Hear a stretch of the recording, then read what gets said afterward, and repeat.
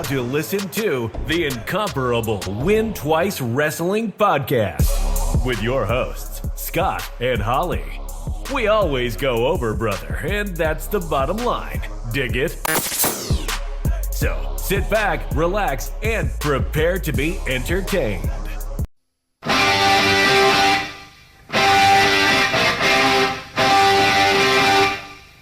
With the monolithic WrestleMania 17 now in the rearview mirror, the question on everybody's lips was how could the WWF possibly put on a show that could rival X7 either critically or commercially?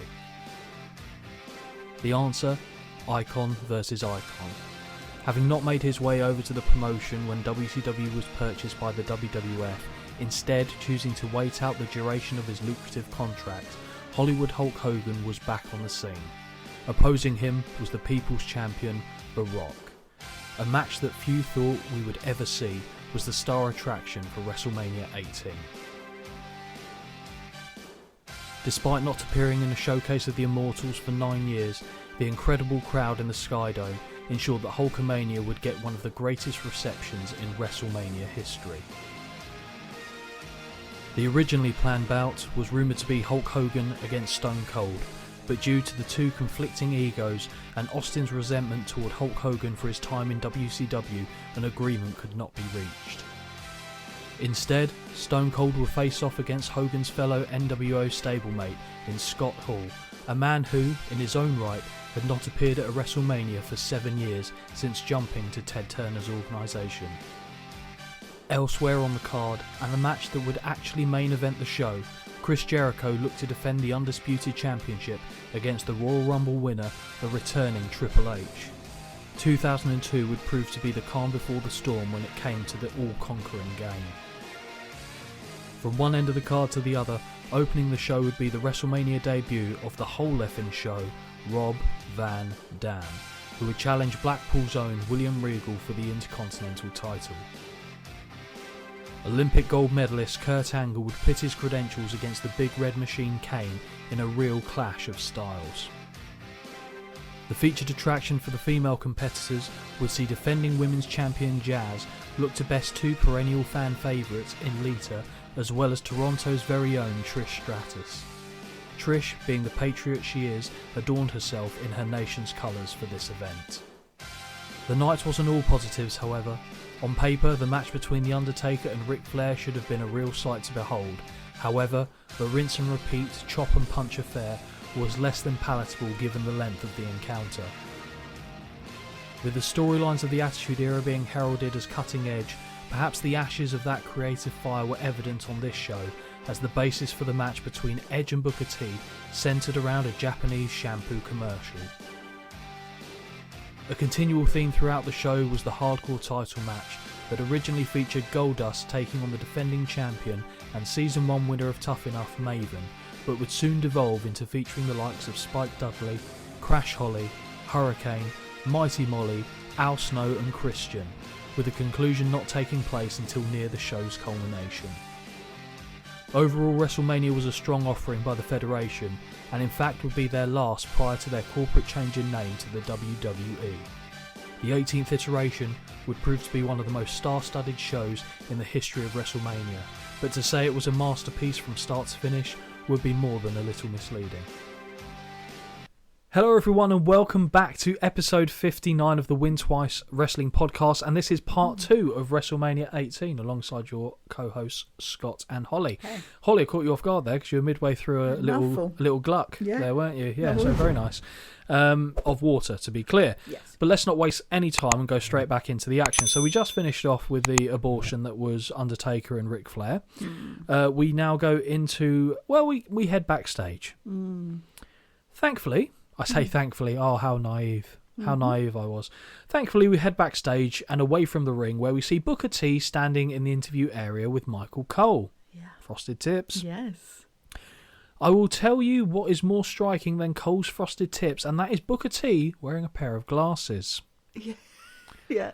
Cole rightly points out that this is Booker T's very first WrestleMania, and his beef with Edge started over an endorsement deal that Edge was given over him, and that the recent suggestions about Booker T's lack of intelligence in general.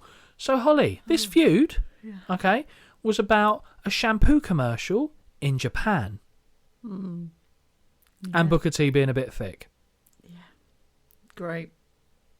Attitude. What the Dross. Just go, these guys don't have a match. Yeah. Why does there need to be any backstory though? One of the dumbest reasons. Yeah. For a WrestleMania match, Well, yes. it is remarkable. Yeah. I find it fascinating. Yeah. What did you think when they were talking about it? Surely you were like, no, I must have misheard that. Yes. Yes. Did you rewind it to hear back? Absolutely not. No, just in case, God forbid, you saw any Undertaker Ric Flair again. I just don't need to be hearing these people backstage anymore. In general? I'd had reached my quota. Which is funny, because the only interview backstage... we had two. We had Christian and we had The Rock. Yeah. But even the other backstage stuff... Oh, the hardcore stuff. Which is fine, but it's just a bit much. Just get in the ring, take your top off, have a little wrestle, let's see who wins. They don't do that in the women's match often enough either, They I do find. in this era. No, Well, the one before, actually. Yeah, well, they still have their moments, don't they, to Yeah. be fair? With, what was it, Eric Bischoff said? HLA, Hot Lesbian Action. Oh, chance to be a thing. Booker T corrects Cole that he is highly intelligent as he's wearing glasses. Oh, And he was the top in his class and aced the SATs. Booker says he won an award for his high school thesis on Einstein's theory of relatives. I did like that. Cole chuckles and corrects him and is told, "Shut up, sucker!" Great.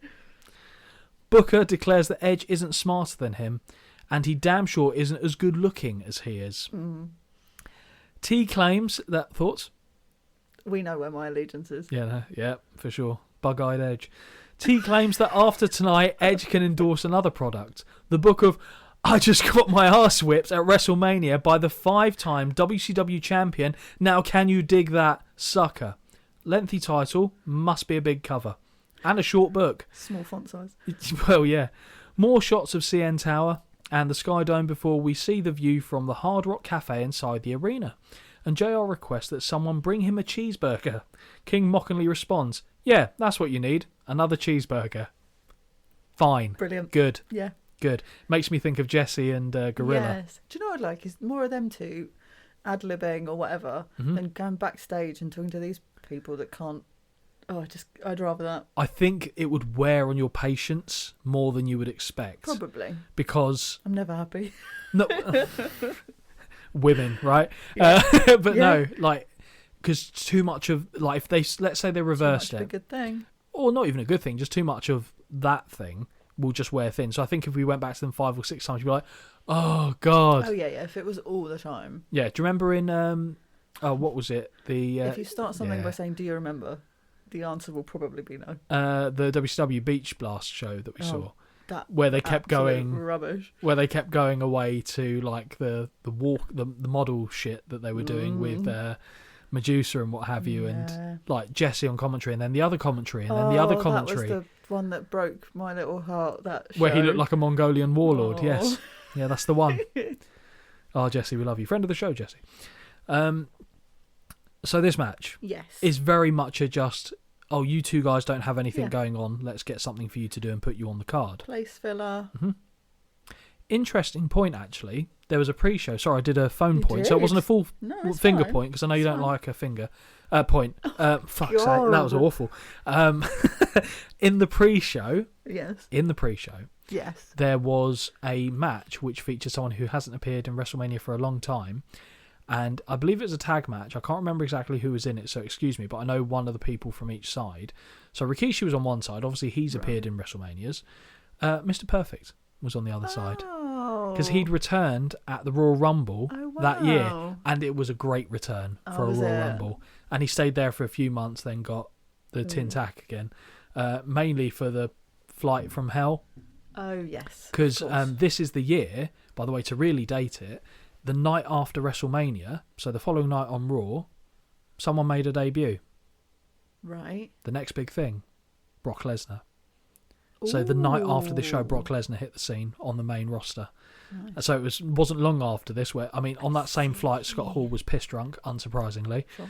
Mr. Perfect was wrestling Brock Lesnar after slapping him across the back of his head. You honestly, ballsy wouldn't motherfucker. This be something that you'd love to see security tapes for? Both from the same state as well, Minnesota, and like the fact that I think Henning has like an amateur pedigree to a point as well.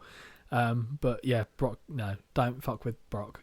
In my head as well, and this is so comedic, like it obviously wouldn't happen, but that plane is like this. Yes. Because, like tilting from side to side because of the sheer mass of these people as well, rolling around and getting leery. And the pilot just goes on the thing and says, right, if you do not settle down back there, I'm turning this plane right round and we are going home. I'm putting the seatbelt sign on. Yeah.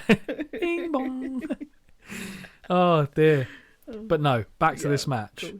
Booker T versus Edge. Now I ponder, Holly, whose side were you on for this one? I don't possibly know. I don't think it was the five-time WCW champion.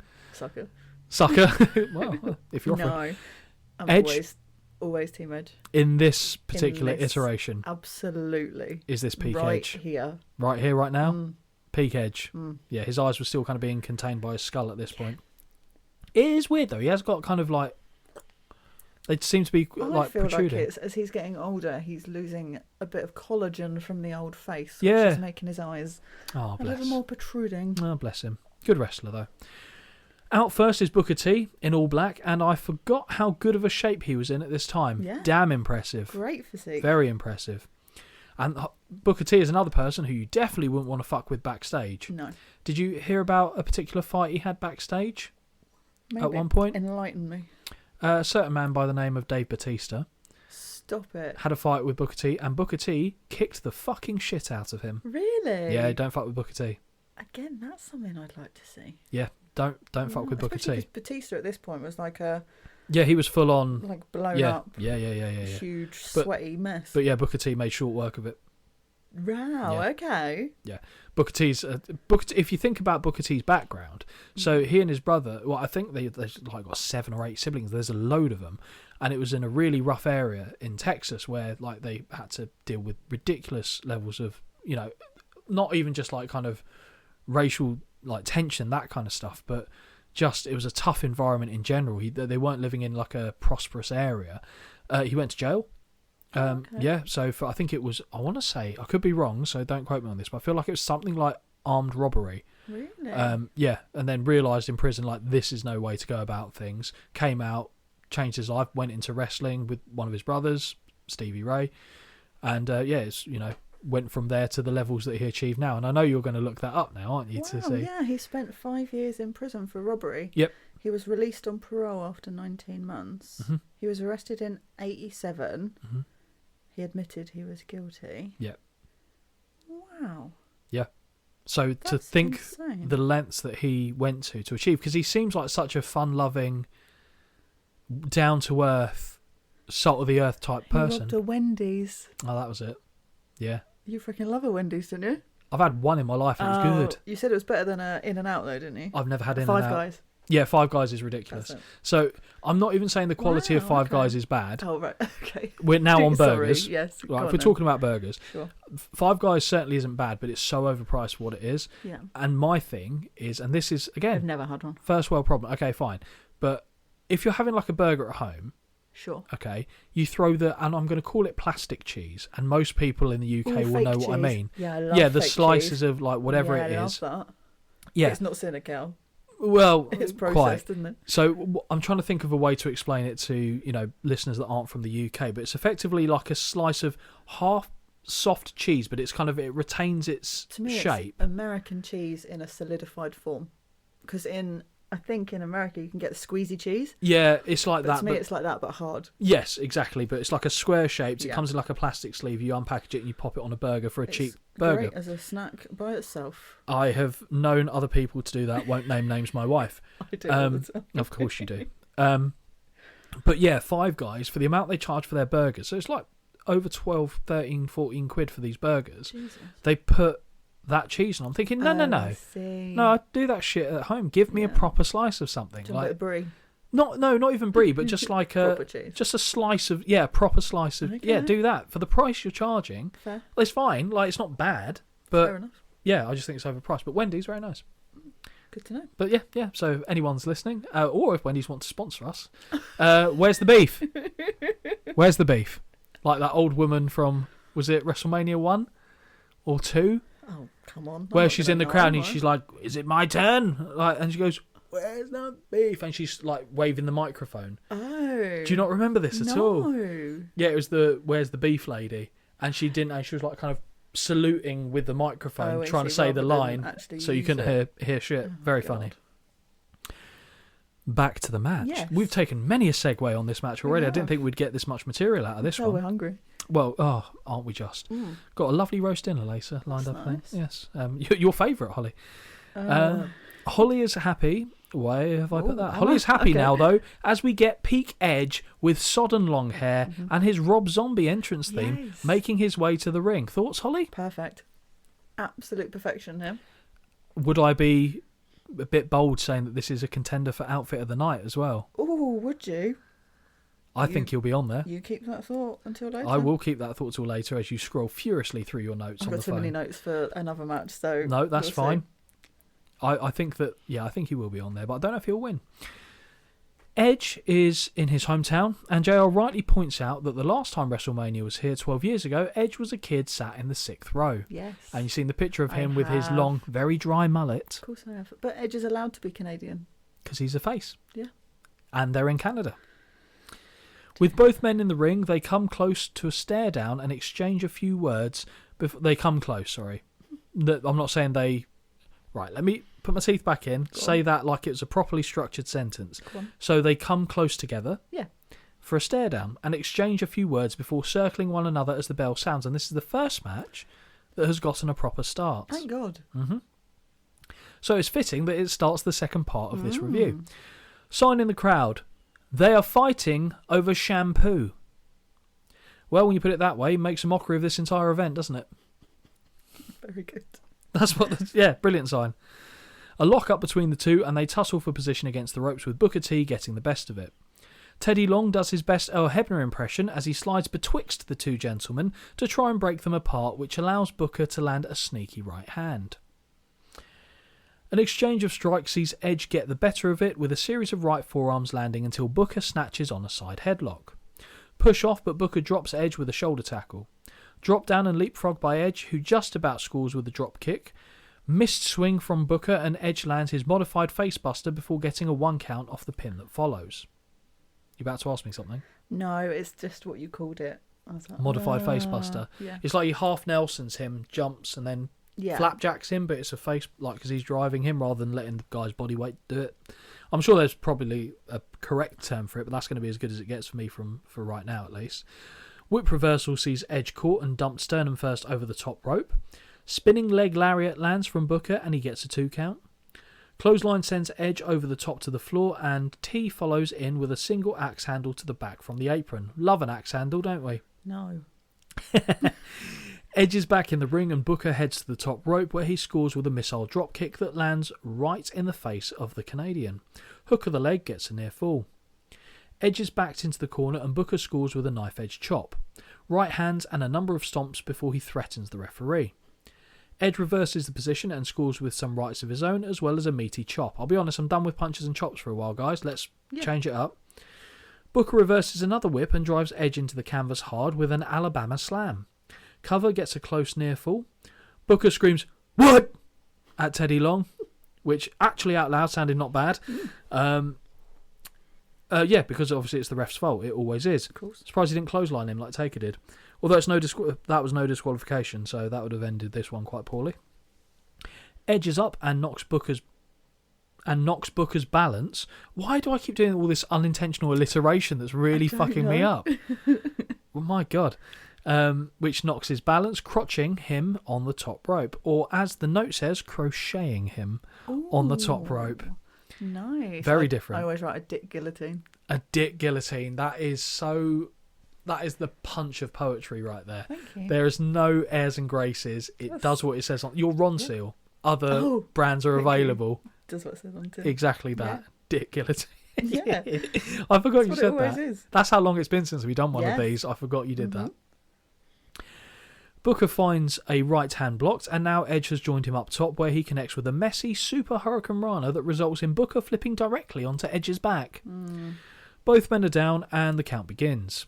Back to their feet, Booker sends Edge to the ropes on a whip, but misses a clothesline and eats a spinning back heel kick. A pair of clotheslines connect for Edge, but he eats a knee to the midsection. T hits the ropes, but the scissor kick is avoided, and he is pulled to the canvas with a reverse facebuster that gets a count of 2. Now it's Edge's turn to head up top, and he finds his target with a spinning back heel kick for the 1, 2, no. Corner whip sees Booker go up and over, but he holds on to a sunset flip pin. Edge rolls through, however, and finds himself catapulted into the buckles. Edge is lining him up and charges for the spear, but Booker leapfrogs and Edge collides with the buckles. Very good. Yeah, agreed.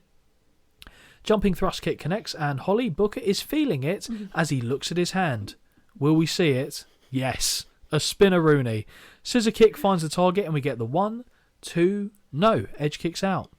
I almost missed JR saying he tried the spinner-rooney on his porch, which I would have loved to have seen.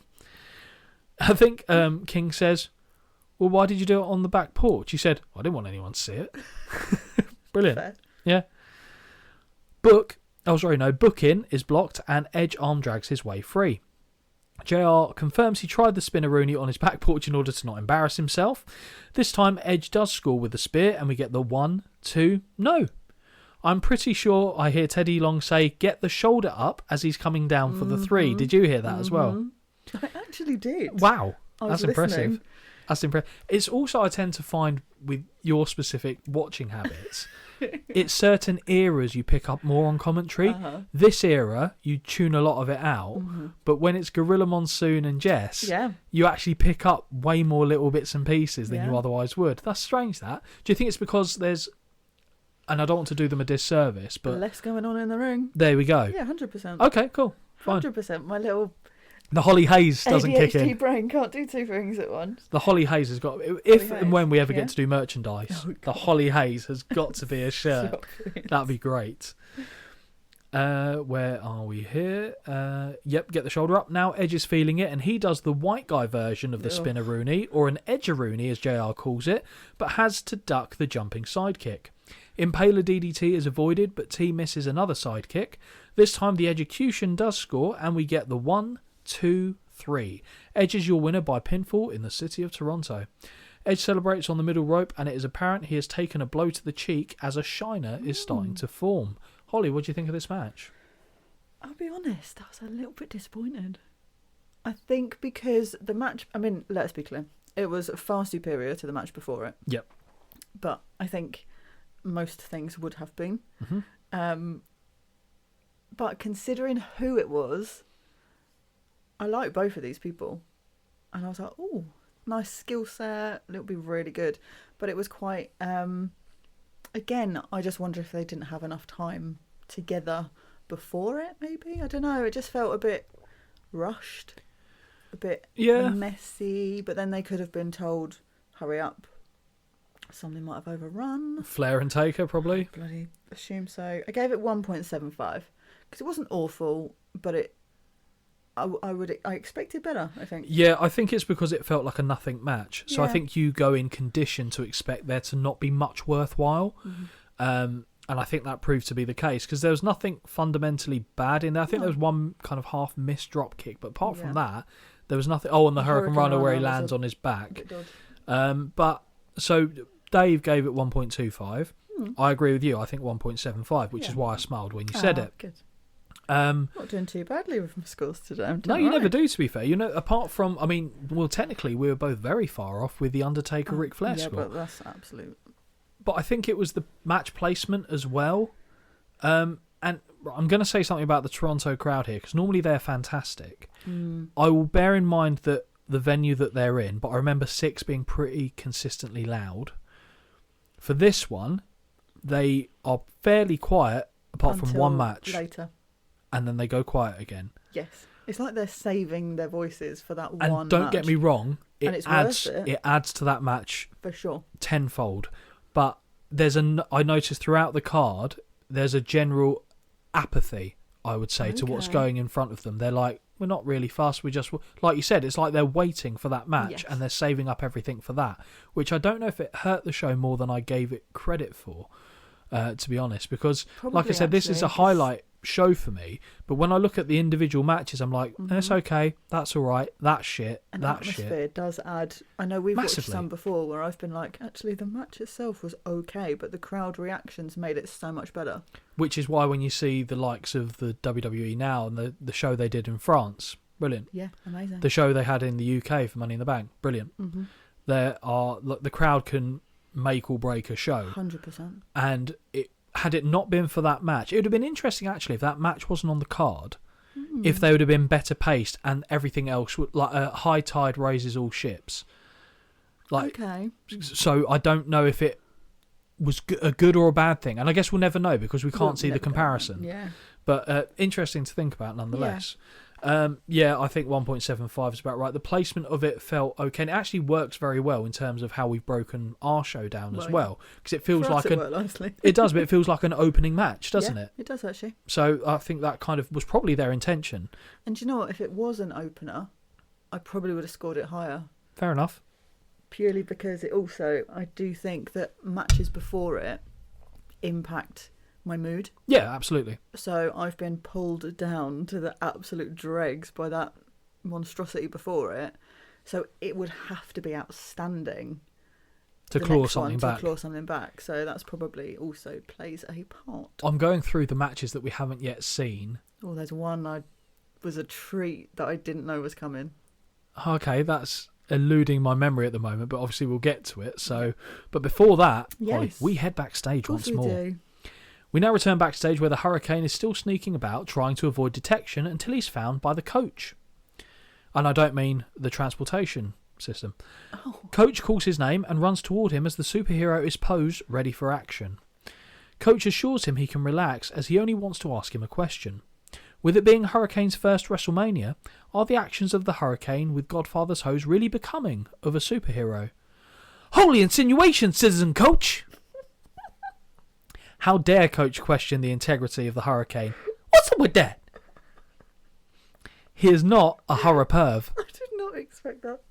Oh, that's brilliant. Little treat for you. Oh, that's funny. My favourite line of his was, he's not a horror perv. Oh, I thought it was good. Now standing beside him is Mighty Molly, who points away before cracking him in the back of the head with a frying pan. Hook of the leg, and we get the 1, the 2, the 3. Mighty Molly is the new hardcore champion. She's just casually carrying around a frying pan backstage at a. She's a woman, right? No, is that the line? We found the line there? I don't care. But it's so bizarre. Get the baking tray back out, like. Yeah, it makes a good sound, doesn't it? Yeah, like Yeah. a frying pan. Don't use the lead pipe on Undertaker's So bite, because that weird. won't even knock a Oh, that's fly true, out. actually. That's So, so true. yeah. But frying pan. Maybe she should go and give Taker some. Like, give it to him for his next match. Absolutely. I mean, weirdly, I've actually got a little story for you here, Ooh, Holly. okay. On the screen, we're showing the promotional. I've just God. read what I've actually written here, and I hate it because I put screen twice in a sentence and it looks stupid. So we'll try it again, and I'll try and think of another word. On the screen, we're showing the promotional material for the upcoming match between Stone Cold Steve Austin and Scott Hall. But Holly, did you know this wasn't the originally planned match for WrestleMania 18? Originally, the talk within the company was that they wanted Austin versus Hogan for the event. With wrestling being what it is and the inevitable clash between the two egos, neither man was willing to lose to the other, and the call was made to go with The Rock and Hogan instead. Austin would transition into a feud with Scott Hall as a result. What do you think about the possibility of it being Austin and Hogan instead of Rock and Hogan? We know I'm an Austin fan. Shocking, I know. Baby blues, bald, Oh, stop big. it. Stop. He's 6'2", isn't he? Stop it. But having watched everything, it made sense. And without saying too much, it made sense Rock being with Okay, Hogan fine. for me. I guess without saying too much, story-wise, career-wise, it made sense. Whereas Hogan, Austin was that bit older in my head. Okay. This all makes sense when I jabber on about the match later, but no, the match we're about to watch, I have so many thoughts on. Okay. And I've got another little story for you. Okay, no, I look forward to it. But, yeah, again, Scott Hall, I was like, oh my God, Austin, oh my God, this should have been great for me. And it made me sad. Yes.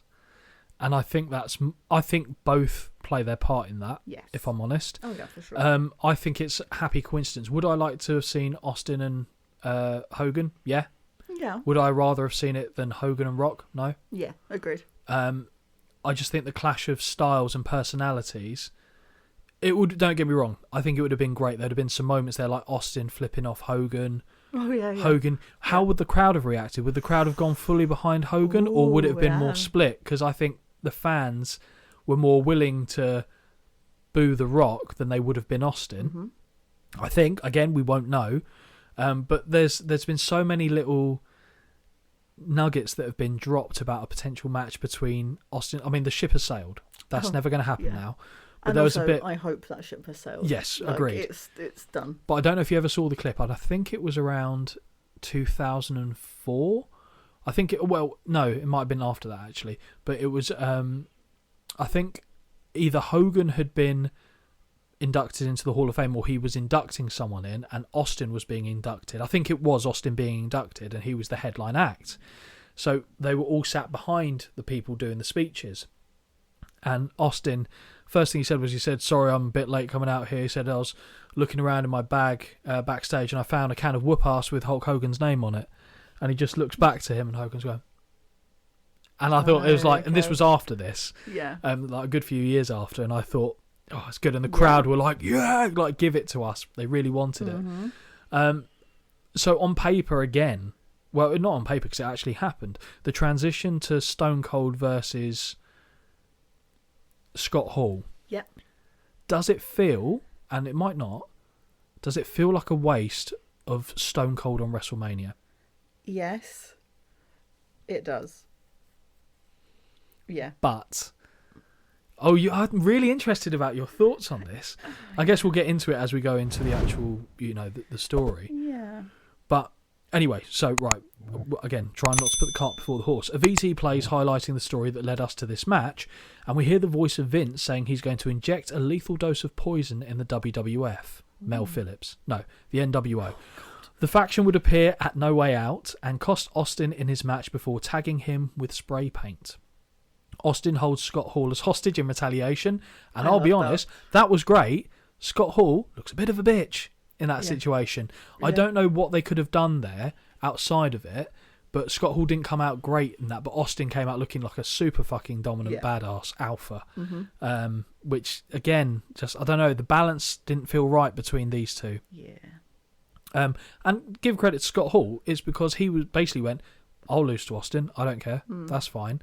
And we haven't touched upon him yet, but Kevin Nash obviously is on the scene. I think he wasn't on the card because he wasn't medically cleared to wrestle. Yes, and my little story that I've got one of my bullet points before the match even started was, why is Nash there? And then I read this story and in my head I went, okay, kind of makes sense. Okay, so I don't actually know that, so I guess I'm nearly at the bit, so I'll tell you when I've done my notes prior to the match and then you just jump in with the story if that's when you think it belongs. I'm trying to skim it and just making sure it doesn't make sense to have it come after. No, that's fine. So yeah, Austin holds Scott Hall as hostage in retaliation. On SmackDown, Scott Hall declares in the ring that nobody embarrasses him. Assuming he isn't including himself in nobody, I agree with him. Austin stuns Hall in the ring after a beer and paints 316 on his back in response. Hall attacks Austin and smashes a cinder block over his knee and even hits him with a stunner at one point.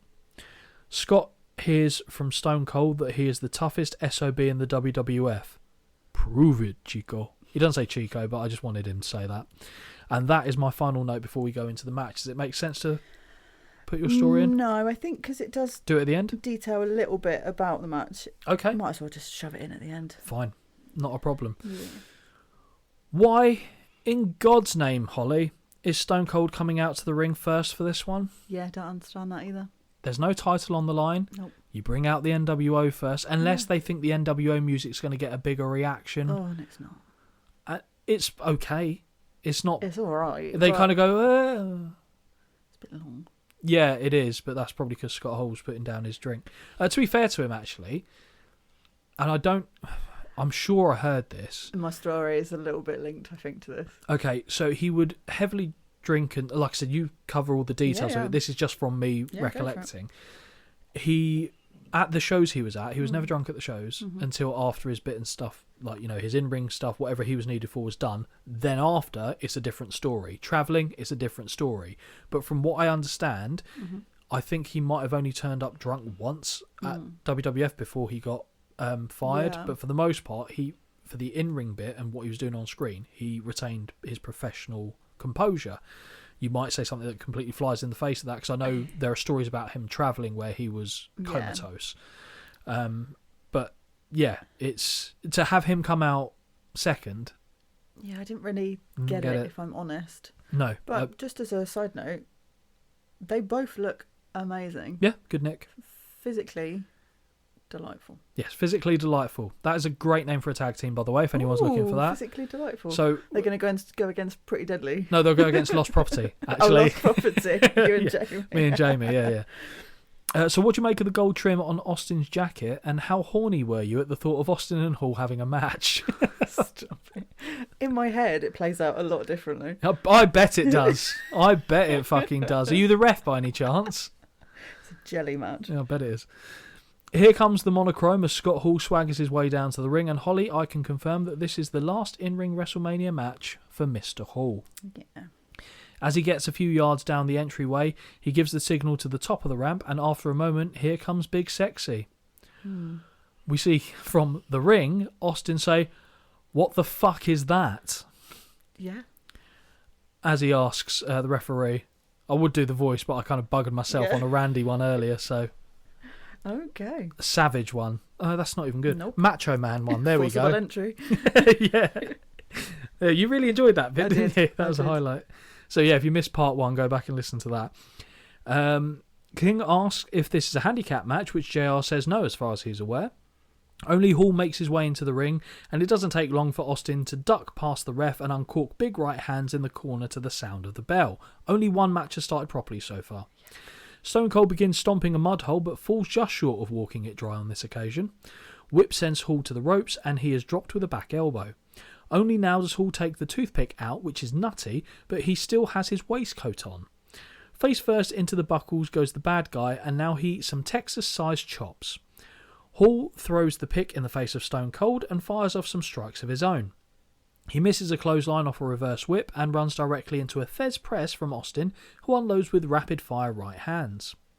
Falling forearm scores, and Hall finds himself being bounced face first off the buckles, with the fans chanting, "What?" at each impact. Another whip sends Hall to the ropes, but he holds on and drags himself to the outside, where he can finally remove his waistcoat. I don't know why, but ever since I was a kid, whenever I see a match start and someone's still wearing their entry gear, it's annoying, isn't it? It annoys me, and I can't get into the match. No, I know. Do you know what my first thought is? Ultimate Warrior against Triple H at WrestleMania 12. The long... He never took it off. No. The 3-star classic, according to Holly Hayes over Stop here. It. But yeah, that's what I think of, and it always annoys me. Yeah, no, I agree with you. I have no reason to be annoyed It's like by they're it. not ready. Yeah, very much so. I'd be like, hang on, give me a minute, let me take it off. Let me take my clobber off, for God's sake. Nash follows his buddy, but doesn't see Austin barreling in from behind and finds himself clotheslined into the ring post. Drink. Austin returns his focus to Hall and bounces his head off the announce desk before throwing a few more chops. Face first into the steel stairs before they return to the ring. Austin ducks too early off a whip, eats a kick and then a clothesline before kicking out at 2 on a cover. Kicks from Hall and he pushes Austin into the corner to deliver a couple of deafening overhand chops. Meanwhile, off camera, we are informed that Nash has removed the top turnbuckle padding. Austin blocks a right hand and finds himself in the corner where the rattlesnake unloads with monster right hands. Corner whip is reversed and Austin hits the exposed steel hard. Hall stands on Austin's back before pushing him to the outside in Nash territory. With Tim White distracted, Nash lands a couple of free right hands.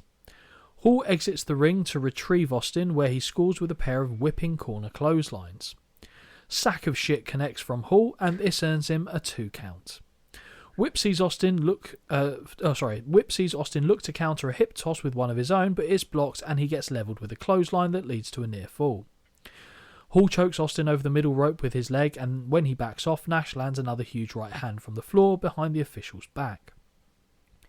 Stomps from Hall connect, and we get a fourth punch from Nash, and we find a fourth punch from Nash find its target.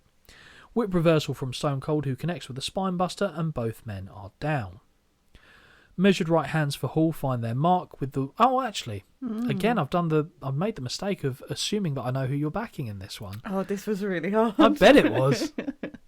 This was... I mean, come on, we know. Austin. Yeah, I was going to say, it's got to be Stone Cold. Yeah, anyone else, and actually maybe years earlier, Scott Hall would have easily been the one, but not if you're up against Austin. Okay, what about Prime Razor Ramon against Stone Cold? Ooh, that's... You give me a minute. She's gone back to the jelly match in her head, ladies and gentlemen. Oh, if it was Prime. Maybe... WrestleMania 10. Yeah, Razor Ramon. I think then. Wow. But alas, we're not there. Alas indeed. Alas indeed. Measured right hands for Hall find their mark, with the final one dropping the rattlesnake. More punches find their mark, but Hall is getting cocky and pays for it with a Stone Cold Stunner. Austin makes the cover, but Nash pulls Tim White out of the ring and decks him.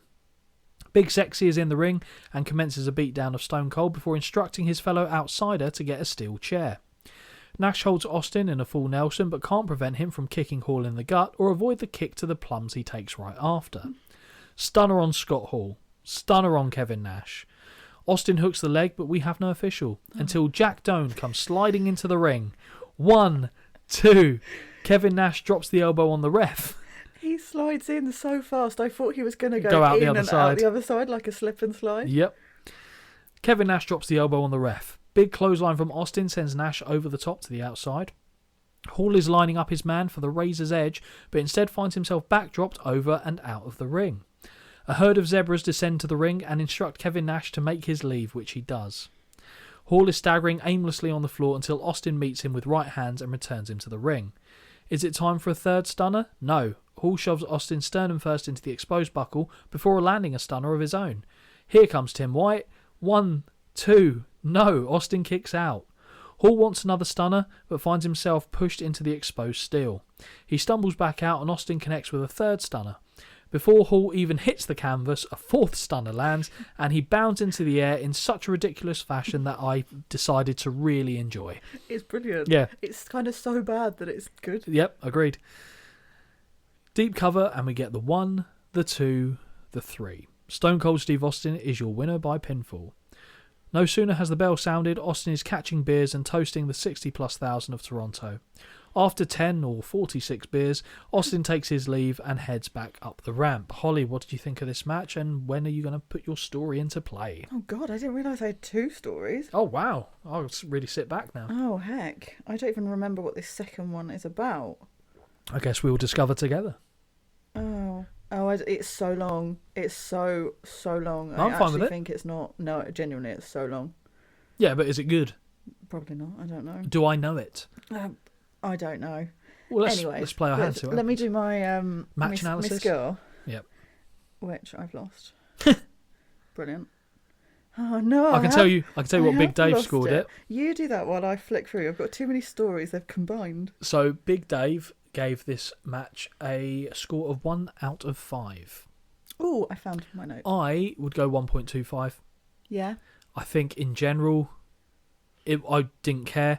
I'll be honest, I felt like both of them phoned it in a little bit, if I'm being perfectly frank. I think Austin was pissed off about having to have a match with Scott Hall on the card. I think Scott Hall was going through the motions. I don't think he was necessarily pissed off. I just don't think his heart was in it. Yeah. And I think it showed in what we saw. Yeah. So I would only go 1.25. I gave it 1.5. Okay. But again, we know. Like, we know I was going to do that. Right. Okay. Story uno. This is short. This is from 411mania.com. Okay. Don't know if we've referenced them before. I don't think so. I know of them, but I haven't used them for a quote. I don't even know where it is because this is written so badly. Thanks, guys. Just No, it's the way it's copied across. It made sense when I did it. okay. That was a while ago. Jim Ross discussed Steve Austin getting upset backstage prior to Mania 18 over Scott Hall showing up hungover after going out and drinking the night before, which matches with what you're saying. Austin demanded that what he thought was the planned finish, Hall beating Austin, be changed to Austin winning due to Hall's lack of professionalism. Vince reportedly allowed Austin to think he was getting his way, even though, according to some reports, he'd already decided to change the finish and have Austin go over Hall a few days prior. Crafty. The decision reportedly upset Hall, Nash and Waltman, who thought that NWO would lose heat if both Hall and Hogan later. lost. Austin ended up not showing up to the post-WrestleMania party and went home instead of going to Raw the next night, claiming he was just exhausted. He walked out of WWE a short time later. He did. So in my head, I thought, if he's showing up that hungover, maybe have Nash with him just as a little... Just in case. Just in case. Okay. God. Story DOS. God, this one makes me nervous because I struggled reading that one. I thought it was fine. I'm so bad at reading out loud. I hate it. Doing yourself a disservice. And I have no clue what this is about anymore. At the time, I thought it was clearly relevant. This could just be a shopping list at this point, ladies and gentlemen. It's long enough. After you say milk and sugar and that, I'll probably cut you off. Milk? Absolutely not. Yeah, fair point. Wasn't thinking. But I was just going, what are the standards that people get? Bread and sugar? And that? Well, this is from our favourite people. No. The Sportster. No, shut up. You're now quoting them. Love Had that. to be, right? Love that. So, Stone But Cold... that information you retain. It's bizarre. I know, right? Yeah.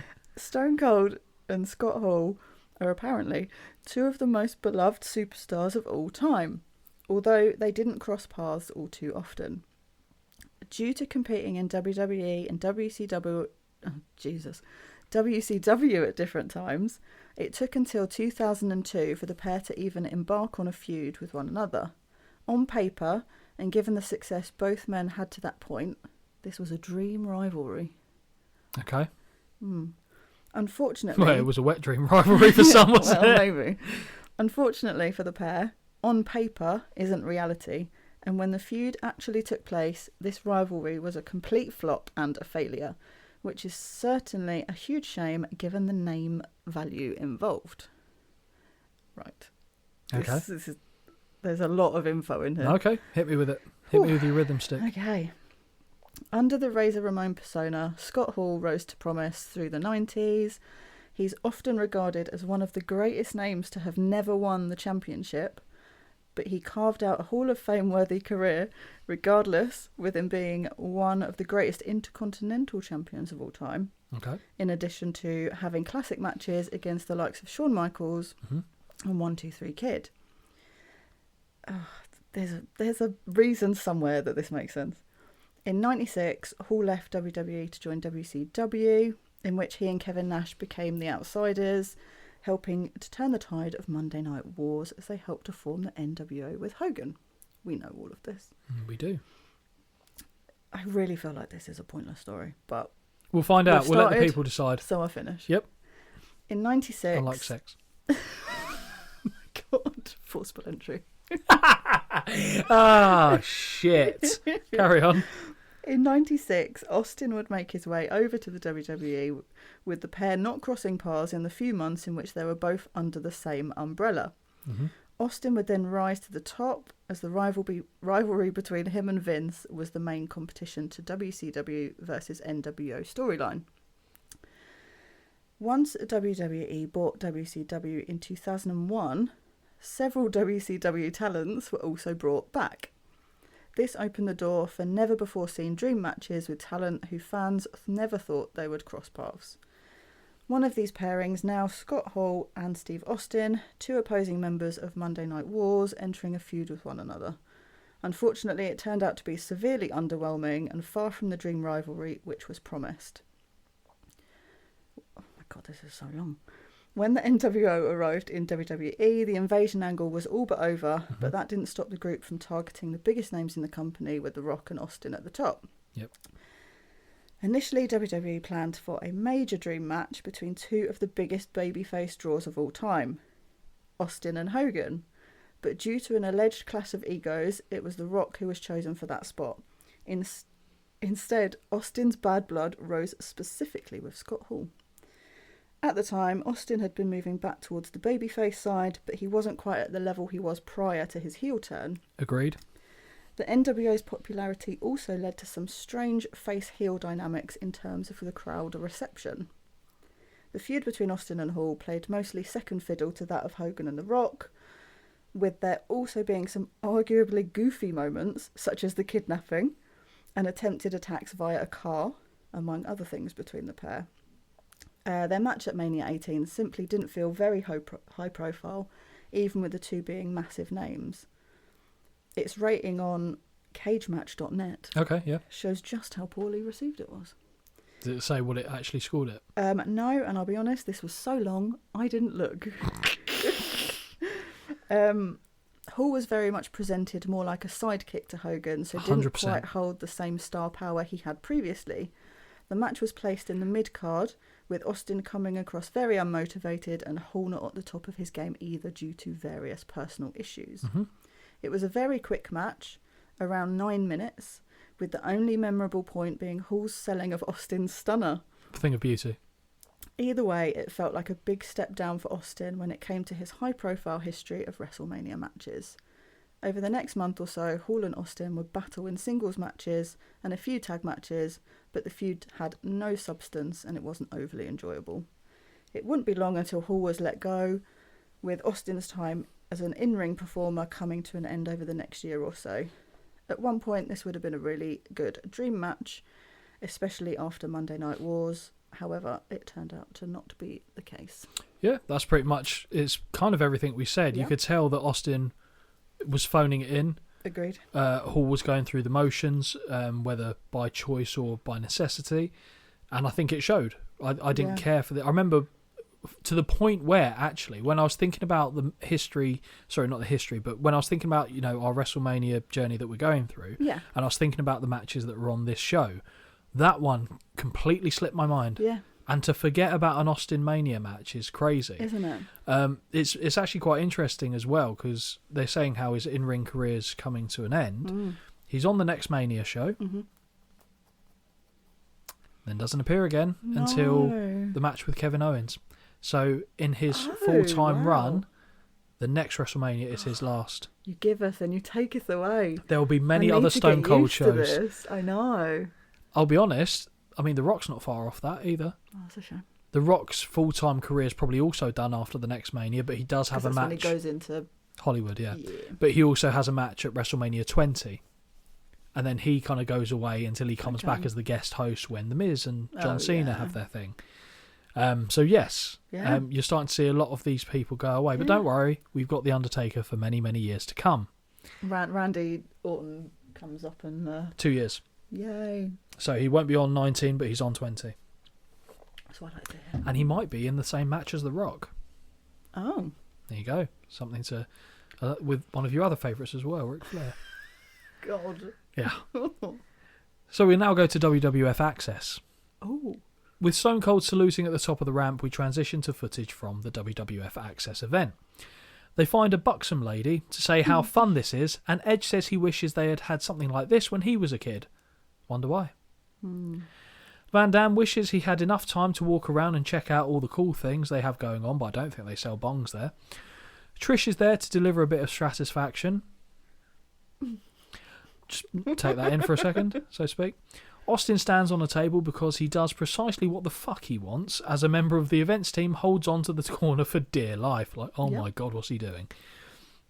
Good job it wasn't one of those gimmick tables and he just fell right through it. That'd be the fucking funniest thing. They would never show that, but that'd be so funny. Oh dear. Taz does some commentary with the fans and says that they are much better than Michael Cole. Triple H gozzes on the fans who are in the front row of the crowd with his water, of course. He also does his PR work as the ultimate company man, whilst Booker T complains he cannot play as himself in the game, so chooses Chris Benoit. He beats a kid and then taunts the child, which is excellent, excellent heel work. Yep. Some weirdo is in tears as she says that the person, her favourite wrestler of all time, and she loves them. The camera then zooms out and we see Biker Taker, and I am enraged. He thanks her and says, "You don't have to cry about it." I agree. Some soy boy beta cucks bow down at the APA table. Bradshaw correctly points out they have already been drinking. Next note just says Stacey Keibler's arse. Yep. Holly, do you want to take this one forward? Holly, how would you feel about having your legs and butt turned into a statue? And when can we do that today, please? If they looked like hers, I'd be all for it. Okay. That's the Great. That's the Absolutely great. that's the rule then, is Oh my it? God, if someone said we want to make a... I mean, they wouldn't, because... Let's say they gross. have. For the sake of What a compliment, eh? it is, but then just think about all the lecherous people. I mean, it's not real, though, is it? So it's kind of... True, but it is designed based on the real thing. I know. Yeah, I mean, if I look like her, fine. Okay, fair enough. What's the price? Because I think she wouldn't have had a choice. I think they just went, yeah. we do what we like because Yeah, for sure. you're under contract with us. Just interesting to think about. We go into another match. Yes. This is probably now right up your alley, so to speak. Not a great segue there. Yeah. But we've got the Dudley Boys with Stacey Keibler, Mm-hmm. the Duchess of Dudleyville, I'll have you know, versus the APA, versus the Hardy Boys, Yay. versus You Look So Good to Me, Billy and Chuck. Yeah. For the WWF Tag Team titles. Holly, this is a lot of emotions to kind of absorb. Oh, it's great. Thinking about the type of matches we've just had going up to this point. This was a surprise that I was very grateful for. Yes, I imagine Very. so. Because obviously we'd seen earlier in the show, Christian was in a singles match, Edge is in a singles match. Oh, so they're not going to be in a tag team No. encounter. They've split up. They've gone Yeah. their own separate ways. And we've got... I haven't seen the Hardys yet. No, and I did, in my brain, I was like, please tell me they're here somewhere. Was there a fear? Yeah. Okay. Especially the other matches I'd seen. I was like, you can't put these people in and not have some form of tag match at some point. And the Dudleys and Hardys just cannot escape each other, can they? No. Cannot escape each other. I think this is like the third or fourth show we've seen them in a match, and this is the first one without weapons, I think. Because they had the tables match at Royal Rumble 2000. They had the True. TLC match at the last WrestleMania. This is the first. And I feel like we saw them in another one, but maybe I'm wrong. Whose side were you on? Oh. APA? Well, no. But happy that they were, like, to me, normality is restored with those. Okay, let's work in reverse. Oh, God. Were the Dudley Boys at the bottom of your list, or did Stacey Keibler put them up and then Billy and Chuck? Billy and Chuck were always bottom. They're the bottoms. And, Yeah, power bottoms. makes sense. Power bottoms in this case. Yeah. So the first thing I'd like to say is I love the Dudleys' pyro music, and Stacey accompanying them suits just fine with me, Yes. actually. Mm-hmm. What I don't remember is Saliva singing them to the ring. The lead singer lucks out as he gets to dance with Stacey, whilst the rest of the band have to contend with headbanging Bubba and Devon. I'm sure he has a cheeky little grope at some point. Maybe he thought it was the statue. Oh, maybe. Yeah, I think so. Legs for days. Vince said, like, you can have a little... Yeah. It's in the contract. You can... Yeah. No more than 2 fingers. That's it. That's your limit. Oh, my God. I think that was his limit in the contract. I never got one, to be fair. Holly, did you know the first 2 lyrics of the Dudley song is as follows? I'm quoting verbatim, because I heard it and I went, that doesn't sound right. It's like a family in here, just a little disabled. Putting it down, we lay 'em out on the table. Oh. Okay. Thoughts? I didn't... I've never listened to it, I guess. And I was like, what? It's like a family in here, just a little disabled. Okay. Okay. Well, I guess it is confusing with Bubba Ray and Devon being half brothers. Trying to do the math on that one is tough. Especially when you think of Big Dick Dudley, Spike Dudley, Sign-Geist Dudley. I think they're the main players in the Dudley clan. But those were the lyrics, and it's thanks to Saliva singing the live rendition that I heard that and went, no, that's wrong, and then went back. And then I looked up the lyrics, I went, oh shit, no, that is the lyrics. Okay. Must admit, it was a pretty fun entrance. Here they come, Holly. One of the last times you can enjoy the APA before Bradshaw cuts his mane like a bitch. King confirms that his favourite tag team in the WWF are already in the ring. JR asks, what, the Dudleys? No. Stacey's right leg and her left leg. And then JR just turns to him and says, God, you are so lonely. Yeah. Fair comment. Well, no need to ask who Holly's supporting in this match. Here they come, Matt and Jeff, the Hardy Boys. The defending WWF Tag Team Champions are the final duo to make their way to the ring, and I am livid, as this song will be in my head for the rest of the week. And Holly, even though the flu hit me, this song stayed. Yep. What's more annoying, this song or Joe Hendry? Well, Joe Hendry doesn't annoy me. No, but like, as in, gets stuck in your head for longer. Joe Hendry. Yeah. Yeah. I just wondered, because they're quite not a similar sound or anything, but they catch on to those little parts of your brain. It's not even the bit that you look... That's not the bit that annoys me. It's the bits in between that get right up my nose. You know what I mean? I do. Oh, dear. I do. Oh, dear.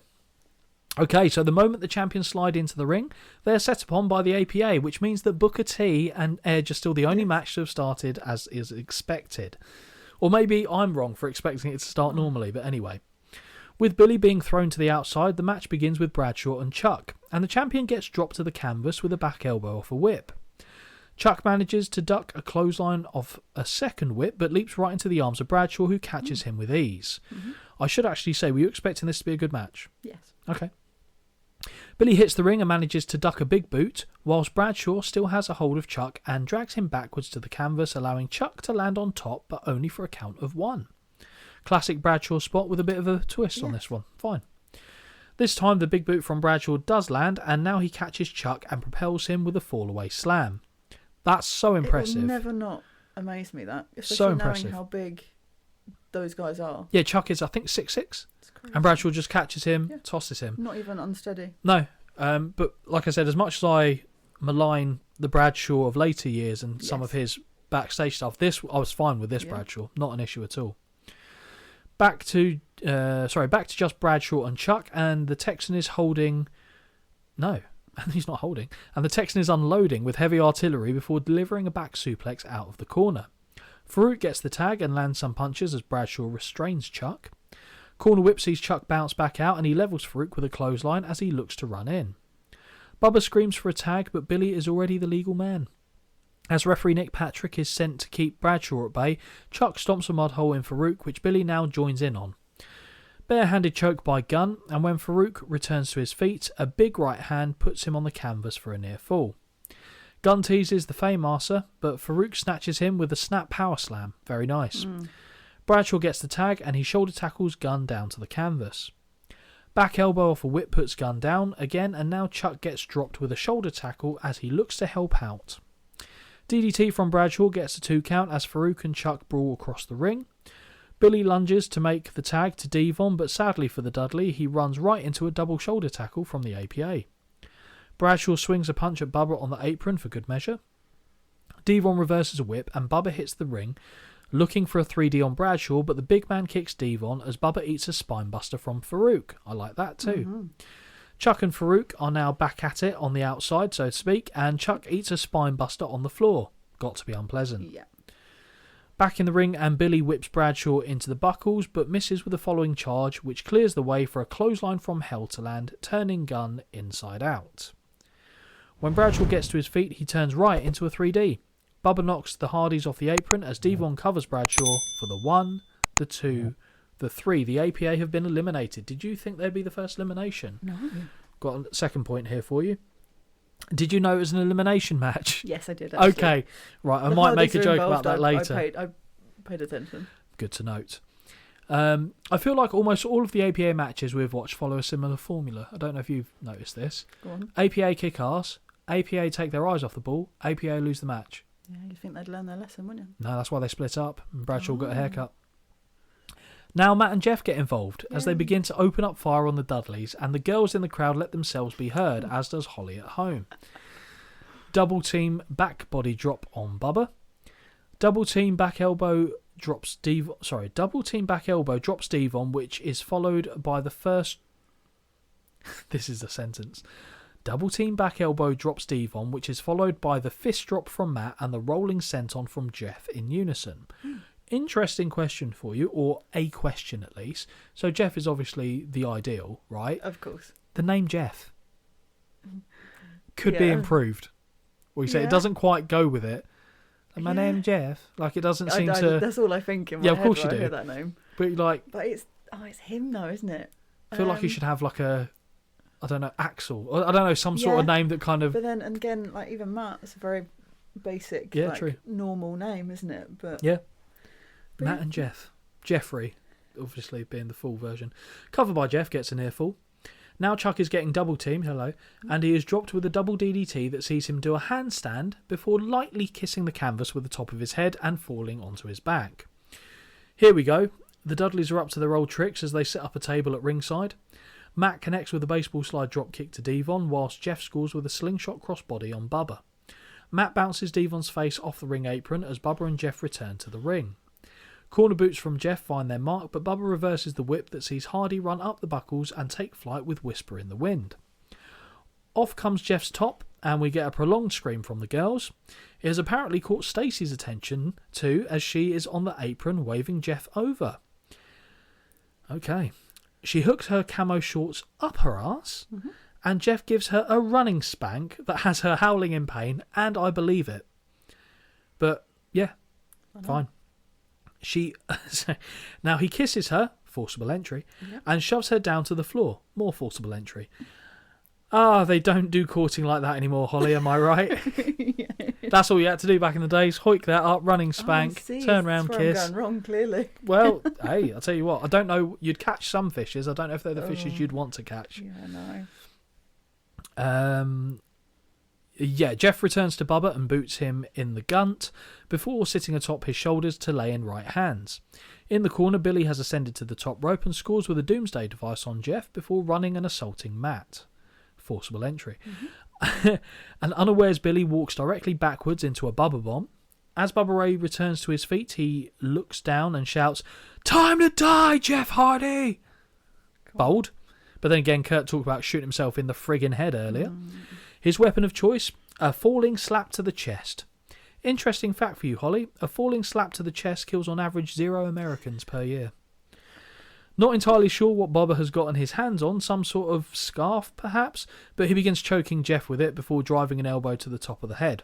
Oh, it's his top. Ah, okay, that makes sense. I was thinking, who had a scarf? Jeff's see-through top that he took off. The camera's focusing on Stacey holding her right cheek, which is red, I noticed, and King offers to go and rub her boo-boo. Do you feel sick? Predator. Yeah, forcible entry. Overhand chops rain down on Jeff in the corner, as does a straight right to the jaw. Corner whip sends Jeff to the buckles, and a bumbling Bubba runs in and... Why do I keep doing this? Bumbling Bubba, holy hell. Bumbling Bubba runs in and hits him with a forearm.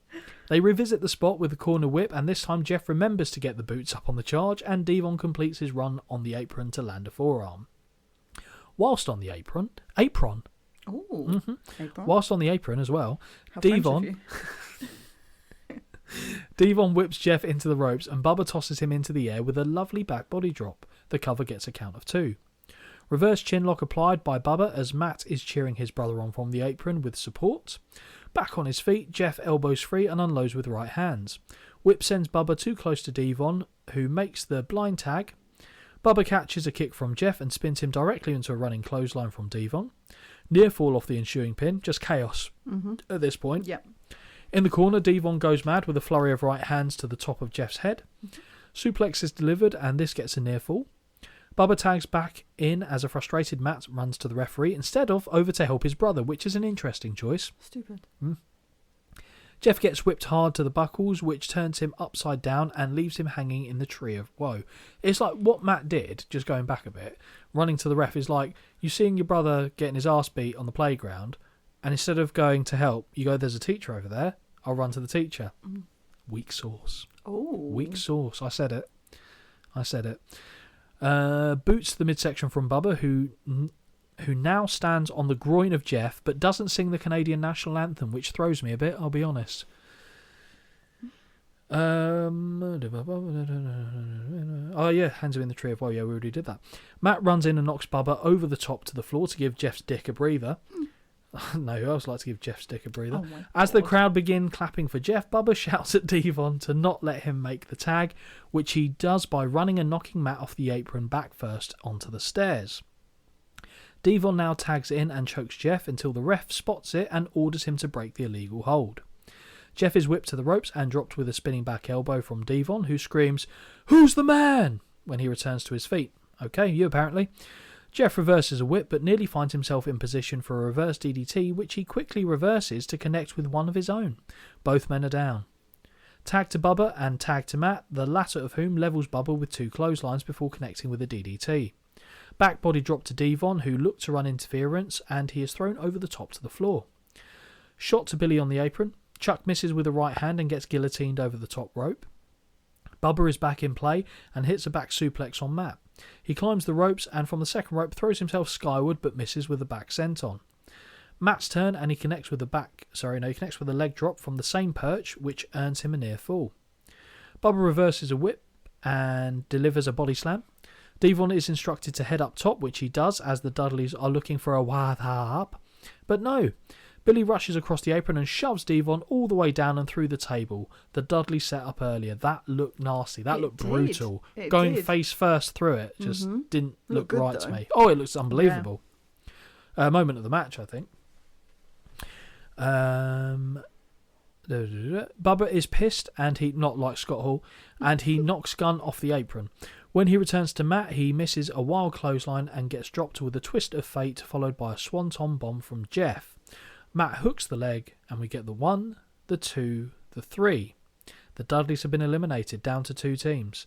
At this point, Holly, yes, did you think they're going to do it? I hope so. But did you think they were going to do it? Yeah. I'll be honest, I would have thought they were going to do it as well. Spoiler alert. Chuck is in the ring and levels Jeff with a clothesline before hitting a super kick on Matt. Deep hook of the leg on Matt, but he kicks out at 2. Jeff ducks a clothesline and picks the legs of Chuck to deliver the double leg drop to the groin. Billy comes in from behind and tosses Jeff out of the ring via the top rope. I don't know which was the more disturbing part of that sentence, if I'm honest. He looks to score with a Cobra Clutch slam, but finds it reversed into a side effect from Matt. Jeff is called by his brother and makes the tag. Matt sends Billy into the corner and the Hardys score with Poetry in Motion. Holly cheers. Yeah. Matt ducks a clothesline from Chuck and peppers some right hands before Chuck is given the same treatment as Billy and it eats a second Poetry in Motion. Holly cheers again. Yep. Twist of Fate connects on Chuck and Jeff lands a swanton bomb moments later, but before he can get to his feet, Billy hits a Faymaster. Matt bulldozes across the ring, clotheslining himself and Billy over the top to the floor. In the ring, Chuck crawls over, places an arm across the chest, and we get the 1, 2... No, Jeff kicks out. Holly cheers. Holly, be honest with me, did you actually cheer for this moment? A little bit. I watched this match twice. Just putting it out there. Okay. Yeah. Okay. One's to make notes, one's to actually watch it. All right, fair enough. Yeah. It's not often that happens. No, it isn't, and I'm very interested to see where you go from here. As Chuck is frantically appealing to the ref, Billy slips into the ring and cracks Jeff in the skull with a title belt before sneaking out the opposite side. Chuck returns to the cover, and we now do get the 1, 2, 3. Billy and Chuck retain the WWF Tag Team titles by pinfall. Holly, be honest with me, did you boo? Yeah. Of course. Billy taunts the motionless Devon by holding the titles close over his head as Stacey is checking on his well-being. The champs celebrate with one another as they head back up the entryway. Holly, what do you think of the match? I really enjoyed it, I'll be honest. There was a lot going on. In retrospect, Yep.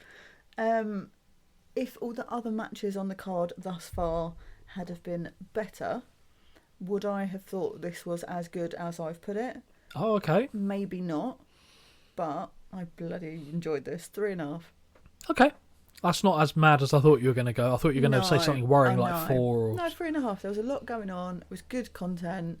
It was a good length for me. Like, it wasn't too long, but it was long enough that everyone got a good go. Loved it. It's great. You're loving all these innuendos. I think you knew what you were doing towards the end because you caught yourself and then carried on with it. So Dave scores it 2.25. I score it 3. So I'm closer to your side of the fence. But I think I've built it up more so than I otherwise would because of how relatively lackluster some of the other matches we've seen have been so far. From here, the cameras take us backstage where Scott Hall is standing beside Kevin Nash. Hall says that Austin was lucky and that he is better than him and everybody knows it. Nash agreed that this won't happen twice. What just happened to them tonight they will take out on The Rock. From out of nowhere appears Hollywood Hulk Hogan. He says he knows the two of them are hot about what happened and for good reason, but he needs a favour from the Brotherhood. He needs to go out there alone and do this by himself. Hall and Nash look surprised by this. Hogan needs to know if he is the man or not, and then he can think about being NWO for life. The group share a fist bump, but when Hogan leaves, Nash says it doesn't matter what Hulk just said. They'll be involved in the match one way or another. A change of pace now as we follow Mighty Molly down the corridors as she is looking over her shoulders for any potential pursuers. Are you about to ask me something? No. She makes it to the end of the corridor and looks to enter the room, but finds the top portion of the door swung directly into her face. I must say, very well done. Very, very well done. Filmed perfectly. The man on the other side slowly kneels down to look at Molly and pulls her face like you do when you see someone hurt themselves. Stand back. There's a new champion coming through. Christian calls over the referee and makes the cover for the 1, 2, 3. After he runs off, the ref clicks his fingers in Molly's face to try and bring her back to, with little success. Surprising that. I mean, if someone's knocked out, just in front of someone's face. Yeah, that is what they taught me at my first aid course. Yeah, I imagine just so. Stand and click your fingers. Yeah, like a dog when it's latched on with a bite, just finger up the bum, will just release, and then it. Yeah, exactly that. Yeah. I always go with the clicking fingers first. Though. I feel like that's a safe first step. The next thing we see is the promotional screen of The Rock versus Hollywood Hulk Hogan, and this neatly segues into the VT package for the match. Hollywood says it is great to be back in the WWF as this is where Hulk Hogan was made, but then something happened. The people turned on him. To coincide with this, we see shots of WrestleMania 9 at Caesar's Palace, which is indeed one of the moments the fans lost interest in Hulk Hogan. Was that nostalgic at all for you, having seen the show as well? Yeah, that's good. I like that. Hogan says he put the WWF on the map, and he's the one who made wrestling as big as it is. Got a point. Mm-hmm. There is no bigger icon in the industry than him. Hollywood Hulk Hogan is the biggest star then and now. But is he forever? Oh. Based on Raw, no. But hold on just 1 second. The Rock enters the ring and he informs Hulk that it wasn't the people that drove him out of the business. The people loved and believed in him. The Rock believed in him. The Rock calls Hogan a legend, an icon, and perhaps the best ever, and asks him how he would like to headline one more WrestleMania against The Rock. Love this, but Rock does that irritating thing of looking at himself on the big screen. I notice where he's eyeing and he keeps going, yeah. Stop doing that. Yep. That's the one thing of The Rock where I'm like, you need to stop doing that. I can't stand it. Hogan accepts and says it will be a pleasure to kick his ass. He wishes him good luck and shakes his hand because he's going to need it. Rock pauses and replies, "Not as much as you, brother," and then hits him with a rock bottom for the ages, which is actually very good. After this, we are shown footage of Hogan and the NWO assaulting the Great One, which leaves him requiring medical attention.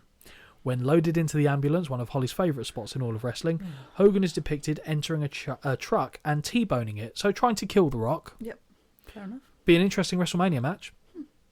Hogan claims that Rock fans were his fans first.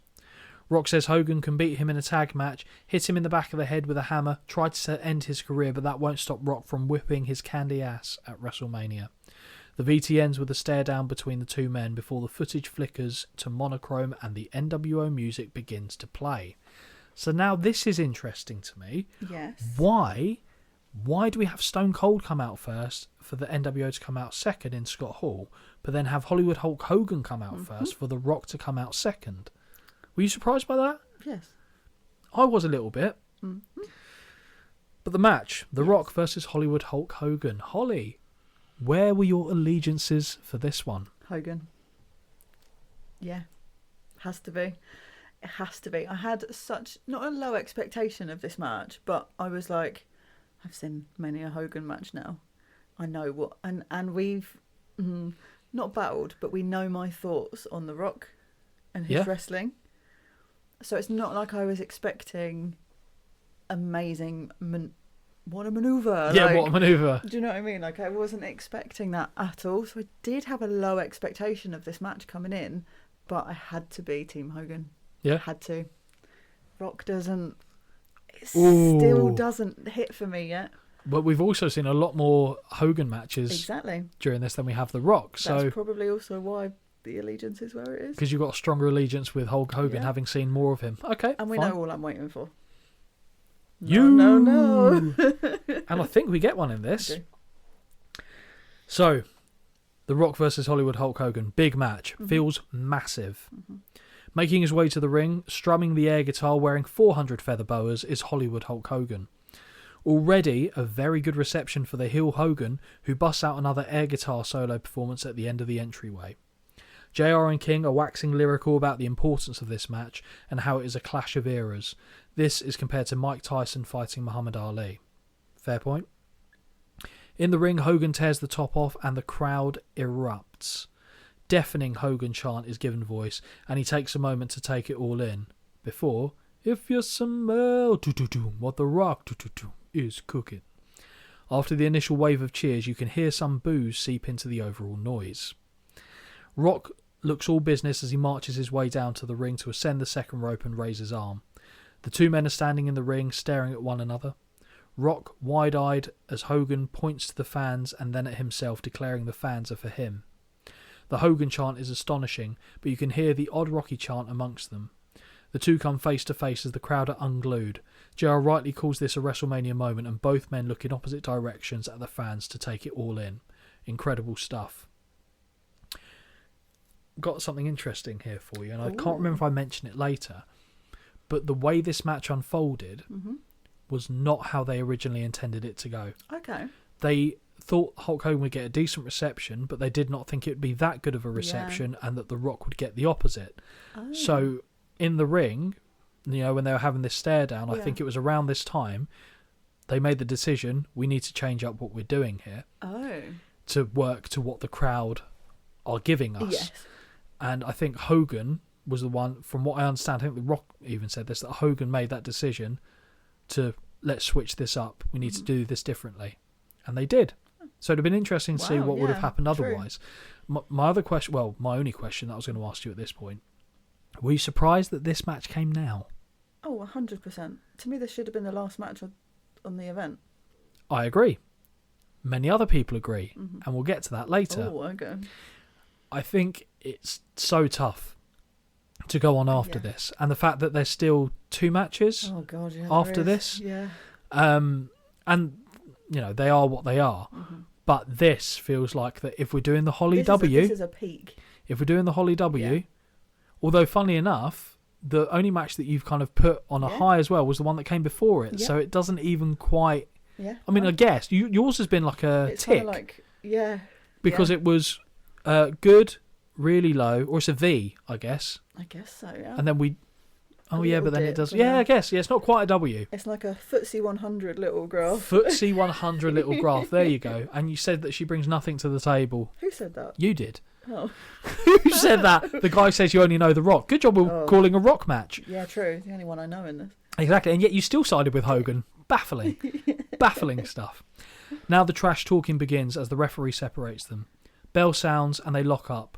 Rock edges Hogan back, but Hogan launches Rock back and down to the canvas. The crowd explode as Hollywood flexes at his downed opponent. Hogan is feeding off the energy of the fans, and I have goosebumps as I type this. I did. It was ridiculous. To add insult, Hogan signals to The Rock to just bring it. Side headlock from Hulk, and you can hear Hogan giving instructions. So they were kind of using this opportunity to kind of call it on the fly. Yeah. Rock pushes his way free, but Hogan knocks him down with a shoulder tackle, and the crowd erupts again. More posing from Hollywood, and the fans are eating this up. Were you surprised by the level of reaction for Hogan? Absolutely. Yeah? Absolutely. I thought it would be a sea of boos. Because Hogan was on that team. Like, that's... And I was like, oh, it's people's champ. Like, of course it's going to be like that. And I think as soon as I realised it wasn't, my interest was... I'm there. Subverted your expectations, basically. If I knew what that word meant, yes. Subverted, like redirects. Subverted. You and these big words today. I'm just a prick. I don't know what to say. But yeah, I think I can get why that would shift it for you. Because like you said, you had fairly low expectations going into the match. So that's already an interesting point to grab you. Hulk draws the line as a Rocky chant starts and the combatants look around the crowd. Knee to the midsection of the Rock and a clubbing blow puts him down. You ain't nothing, meatball, Hogan says as he fires off right hands. Love that. What is that? That's like some 50s phrase that the Fonzie would say. Whip by Hogan and he lands a running clothesline. Second whip sees Rock duck the clothesline and score with a leaping version of his own. boos from the crowd as it becomes abundantly clear who the people are behind in this match. Rock tells Hogan to bring it and takes a moment to look at himself in the big screen. Fucking Hulk has lost his bandana, which ages him 40 years in an instant. Yeah. Because we haven't talked about the look yet. The blonde hash, the dark. It's good. I actually like that. It's good. I like it much better than. Oh, of course. Any Of course. other. Do you remember the one we saw him on the debut of Nitro, where he's not nearly as beefy? He's got no tash and he's going up against No. the big boss man with Pastamania running Oh, wild. that one. Yeah. Yeah. Or sorry, no, what was he called? Big Bubba Rogers, wasn't it? Yeah. Well, because he wasn't the guardian angel then, but either way. Shove from Hulk is met with a shove from The Rock. Right hand from Hulk is blocked and Rocky fires off a succession of his own. The final right gets the additional spit and sends Hollywood to the floor, but not over the top rope as he initially intended. More boos of The Rock, who now exits the ring to follow and delivers a forearm to the back of the head. Back in the ring, Rock resumes with right hands, but his whip is reversed. Hogan ducks too early though and eats a kick and a clothesline. Rock is lying in wait, but the rock bottom is avoided, and Hogan puts Rock down with a big punch. Whip sends Rock right into an elbow to the top of the head. 2 elbow drops from Hogan, who instead of hitting a third, fakes it and rakes the boot across the eyes. The crowd are eating this up. Whip into the buckles and Hulk follows in with a clothesline as the Hogan chants rain down. Second corner whip sees Hogan raise the boot, expecting Rock to run out, which he does not, so Hulk fires in with some more right hands. Bit of an awkward moment there. It was, because he had the boot up and it's kind of like he tries to overextend, Yeah, but and then still can't get there. Exactly, yeah. Rock gets sent to the ropes, but spears Hogan before... That was weird, by the way, seeing the Rock throw a spear. Yeah. Before throwing some of the least devastating punches I have seen in some time. The camera did him so dirty there. Yeah. Monster boost for The Rock, who looks to be losing patience with the people. Hogan ducks a wild swing and scores with a back suplex. Near fall for Hollywood. Abdominal stretch locked in and Hogan powers down blows to the midsection before getting a schoolboy roll-up for a near fall. With Rock in the corner, Hogan delivers the dreaded back rake and the fans are euphoric. 3 in total. It's in other matches I'm like, oh, this is so pointless, but because it's classic, Yeah. it's like allowed. Yeah, I agree. And the crowd going mental for it was brilliant. Right hands and chops in the corner to the Great One before the win twice approved Sesame Street punches and a bite to the forehead to boot. Rock turns the tables and begins issuing Brahma Bull chops before cupping his ear to the sea of boos and returning to business. Corner whip is reversed, but Hogan charges into a back elbow. Now it's The Rock's turn to charge, and it looks like Hollywood scores with a version of a choke slam. I don't know what the hell that was. No. Single-handed chokes from Hogan, who now removes his wrist tape to continue the choking. Right hands from Hogan get blocked as The Rock begins to fire back. The Great One hits the ropes, but Hulk sidesteps and throws The Rock over the top rope to the outside. And The Rock goes sailing, to be fair to him. Hogan follows him outside and delivers a few kicks before driving Rock face first into the steel steps. Hulk lifts and drops Rocky onto the barricade before undressing the announce table. Ooh. As Hulk goes to remove the final monitor, Rock has him by the wrist and lays in some big punches. Like a basketball, Hulk's head bounces off the table in rapid succession. He nearly gives himself one more than he needed to. Rock grabs a chair and raises it over his head, but Mike Chioda snatches it out of his grip, leaving Rock wide open for a Hulk clothesline. Rock gets rolled back into the ring, but he finds his feet first and scores with right hands. Hogan reverses a whip and clubs Rock into the path of the official, knocking both of them down.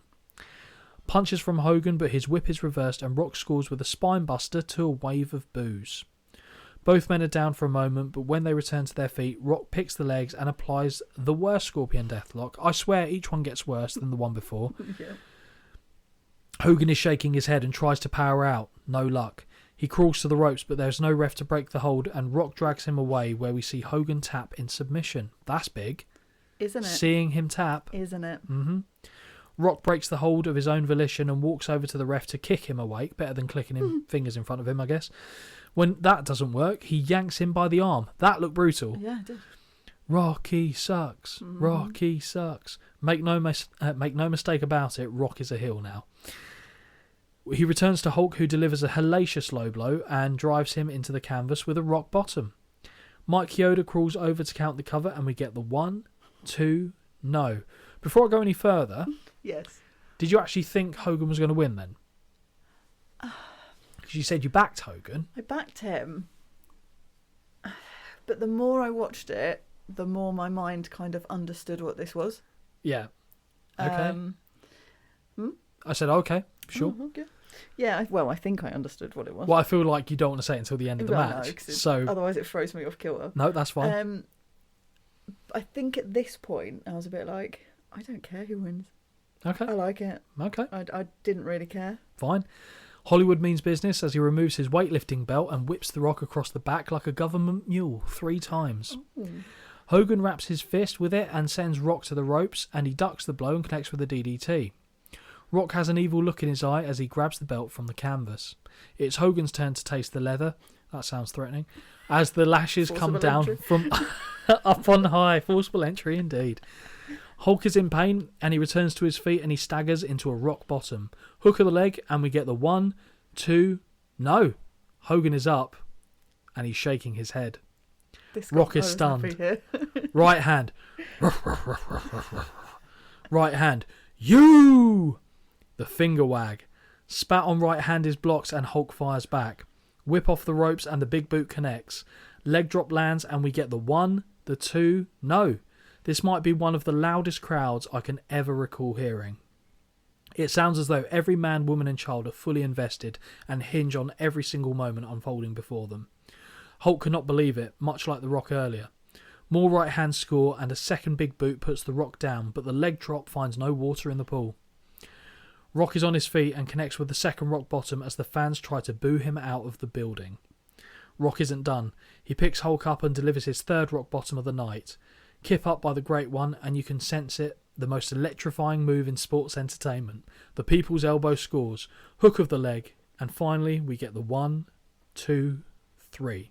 The Rock is your winner by pinfall in this icon versus icon match.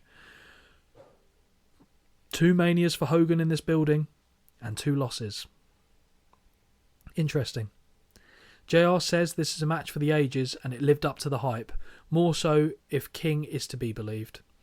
With the match over, Rock is no longer being booed. It was isolated to the period between the opening and closing bell. The Rock goes from corner to corner celebrating when he meets Hogan in the middle of the ring and stops. Clutching his ribs, Hulk looks defeated but extends his hand to the victor. After a moment, Rock nods his head and shakes his hand. How did you feel about this? Were you getting shades of what he did with Ultimate Warrior? A little bit. Where he's like, but he looked more upset in that. Here he just looked beaten, to be fair to him. But he's still got his moment. Yeah. Hollywood now steps to one side and signals to The Rock to head to the final corner for celebration. Apparently Hogan trying to kill him with a truck is all forgiven. Hammers him in the head, tries to T-bone him in an ambulance with a truck, water under the bridge. Don't worry. Rock thanks Hogan as he leaves the ring. Hulk now does his thing as he points to the fans and signals that The Rock was the better man, being magnanimous in defeat. Of course. Magnanimous? Shut up. As he does this, Hall and Nash have made their way to the ring, and Scott spins Hogan around and questions the handshake. He throws the toothpick in his face, and Nash levels him with a shot to the back of the head. The outsiders begin their beatdown of Hollywood, but here comes The Rock and opens up with the right hands on both men. Hulk is on his feet and swinging at Nash as Hall is clotheslined over the top to the floor. Bye-bye Hall, who is tossed over and out by Hogan. After Hall and Nash head back up the ramp, Hogan goes to make his leave, but he is stopped by The Rock, who signals him to give the fans what they want. Why me, brother? It's always that, whoa, Oh, yeah, if I have to. And then he's like, Such a fucking martyr. Yeah, oh, very much so. Hollywood martyr Hogan. For the first time in 9 years, we see a Hogan pose down and the fans are absolutely loving it. McDonald's does not sponsor this. The Rock looks to be enjoying it every bit as much as the fans are. They shake hands one more time before exiting the ring and heading back up the aisle together. JR calls it. These two men have found a higher level of respect here tonight. At the top of the entrance, Hogan pauses and raises The Rock's hand, which sees the Great One get his loudest positive reaction since the match began. Holly, what do you think of the match? Right. Well, I really enjoyed it. I enjoyed it far more than I thought I would, actually. Like I said at the beginning, the skill set I thought would mean it would be a bit slow, but you know what? Really enjoyed it. And then I think because halfway through, my head kind of went, it's like a torch pass. And I knew that's what you were trying not to say earlier, so I didn't make you say it. Like, to me, that's 100%, whether it was or not. Oh, 100%. Whatever. 100%. And it's also the generational, like, passing. Yeah. Like, you've got kids or whatever that grew up watching Hogan. Now they're with their that are kids. now watching The Rock. And I don't know, it made me feel weirdly like a little bit warm in my cold little heart. Like, it was just a nice moment. What I am going to complain about is that, yes, Rock got his celebration and everything. If it's a true torch pass moment, play Hogan's music. Yeah? Yeah. At the end, the very end. Yeah. When he's doing his posing and then he's done, play his music. But Because then they put Rock's music back on and it didn't work. But okay, so the reason they didn't do that is because he was NWO Hogan. I know. And they actually did this turn. How good would it have been if they'd have put his actual I music could be on? wrong, but I think on the following night on Raw, he came out in the red and yellow again. Oh, okay. With so he got his... Yes, so he did have that moment, just not there. And I agree, that wasn't the right moment to do it, I don't think. Fair enough. But yeah, sorry, carry on. 4 out of 5. I scored it 4 out of 5. Did you? Dave Meltzer, Oh, God. 3 out of 5. He scored it the same as Ric Flair and The Undertaker. Give over. Yeah. This, like, the match, the content of the match, was it spectacular? No, not at all. If it had been any other circumstances, this is probably close to a 2.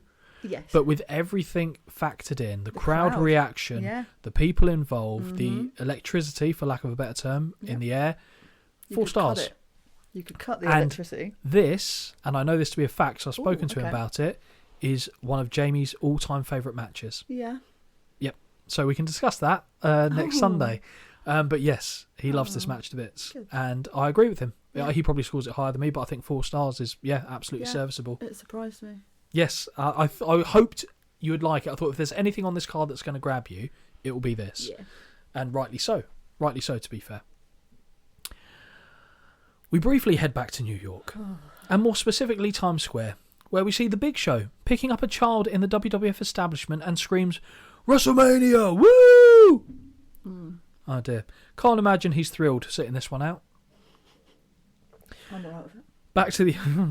Back to the arena, Howard Finkel proudly announces that the WWF had once again set an attendance record. They always do that. Of course they do. 68,237. He also mentions a proud partner of the event, some pizza establishment that I can't quite make out, but I don't believe it to be a crucial point and that it won't consume me. Because I did briefly go and have a look and went, no, I can't hear what he says. I don't care. No. Co-main event, technically, of the evening. I mentioned the formatting of the matches later on. They had to have, however it went, this match had to go here. Yeah. So you'd maybe flip the order of the... 100%. And like I said, I've got a story on that to cover us off at the end. But this match, we've got Jazz versus Lita versus Trish Stratus for the WWF Women's title. Okay, what your face is telling a multitude of stories all at once there. It's not often that I will have Lita and Trish in a match and just not care. But I couldn't have cared less. Had it taken it out of you? That, I genuinely think the one before, that was the... I genuinely was like, this is the peak. Nothing else really matters. Yep. And That's it shocking. kind of became a bit of a chore. At this point. Yeah. It's a long show as well, to be fair. Oh, it is, yeah. Yeah, it was also peculiar, like, feeling for me, being like, oh, God. Like, I felt a bit exhausted from the one before. Yeah, and it will emotionally take it out of you. So, I completely understand where you're coming from, and I don't disagree. A very mean and serious woman makes her way to the ring, and it just so happens to be the women's champion in Jazz. Normally, I hate the champion coming out first, but given who the opponent is and where the event is taking place, I'm fine with it. Made sense. King needles JR if he likes Jazz. He says he admires her athleticism but doesn't want to date her or anything. Okay.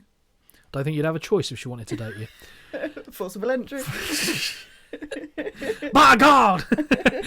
Next out is Lita, and the more I see her, the more I find her dancing very, very awkward. Okay. It's like the thing she does, it's just not... Yeah. It's like the female version of Jeff, but Jeff's works. Jeff's works has... He believes where she's like, I know I need to do this kind of stuff. She's not committed. And also, not only is she not committed, it's a long runway to be committed to doing that. Oh God, isn't whereas it? the short one, she can come out and like do the first bit and then run in, and then you're fine. But she's like goes, I need to do it again, and then does this. Made it so much longer. Yeah, I mean, I'm sure you'd have many pointers for her dancing, to be honest, being the teacher and all. Last but certainly not least, we have Trish Stratus, who is draped in the colours of Canada with the big old maple leaf planted right on her Stacy Keibler statue. Sorry, I was thinking about maple syrup there. Before she can make it to the ring, though, the bell sounds and Lita has mounted Jazz to fire off right hands. Again, another match that hasn't started. I know. Unbelievable. Although Rock and Hogan, 2 matches started right. Yes. There we go. And by the end of the night, it will be 3, I think. Jazz switches the position, because she can, and they stay that way until Trish enters when she grabs the champion by her hair to pull her away. Lita and Trish combine to stomp away on Jazz and continue to land punches and chops as the champ gets back to her feet. Double whip by the challengers, but they both duck early, resulting in Trish eating a kick and Lita taking a strike to the face. Who are you behind in this one, Lita, if you had to? I know you don't care. I didn't really care, but I thought Trish would win, considering where it was. That was my only... Yeah, usually I'm Team Lita, but I was exhausted. But I just assumed Trish would win. Felt like a missed opportunity. Mm-hmm.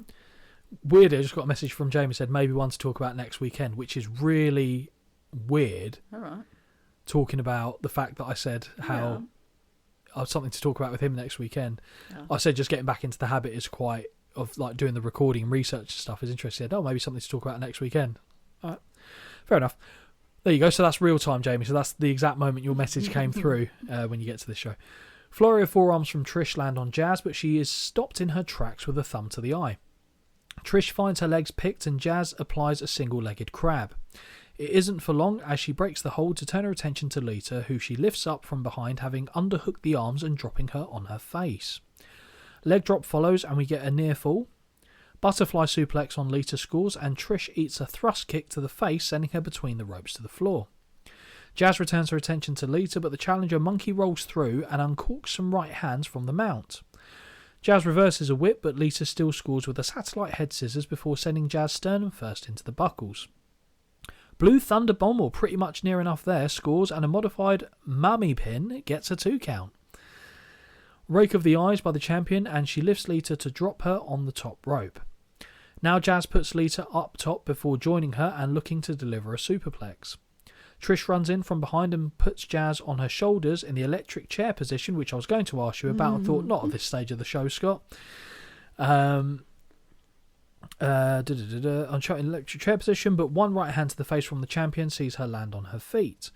Lita hits a seated kick to the face of Jazz, which allows Trish to get a schoolgirl roll up and a 2 count.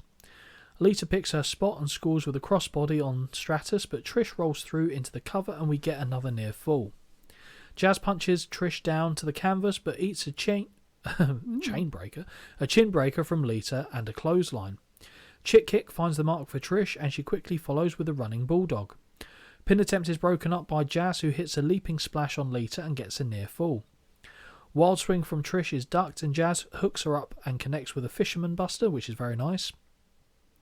Lita breaks up the pin with a quick kick to the head and takes a kick to the ribs for her efforts. The champ scoops Trish up, but she lands on her feet and connects with a reverse DDT. That was nice. Yeah. Lazy pin is broken up by Lita.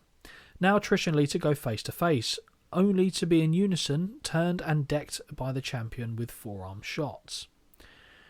Shove to Lita from Trish and she returns... No, what? Now Trish and Lita go face to face, only to in unison turn and deck the champion with forearm shots. That makes sense.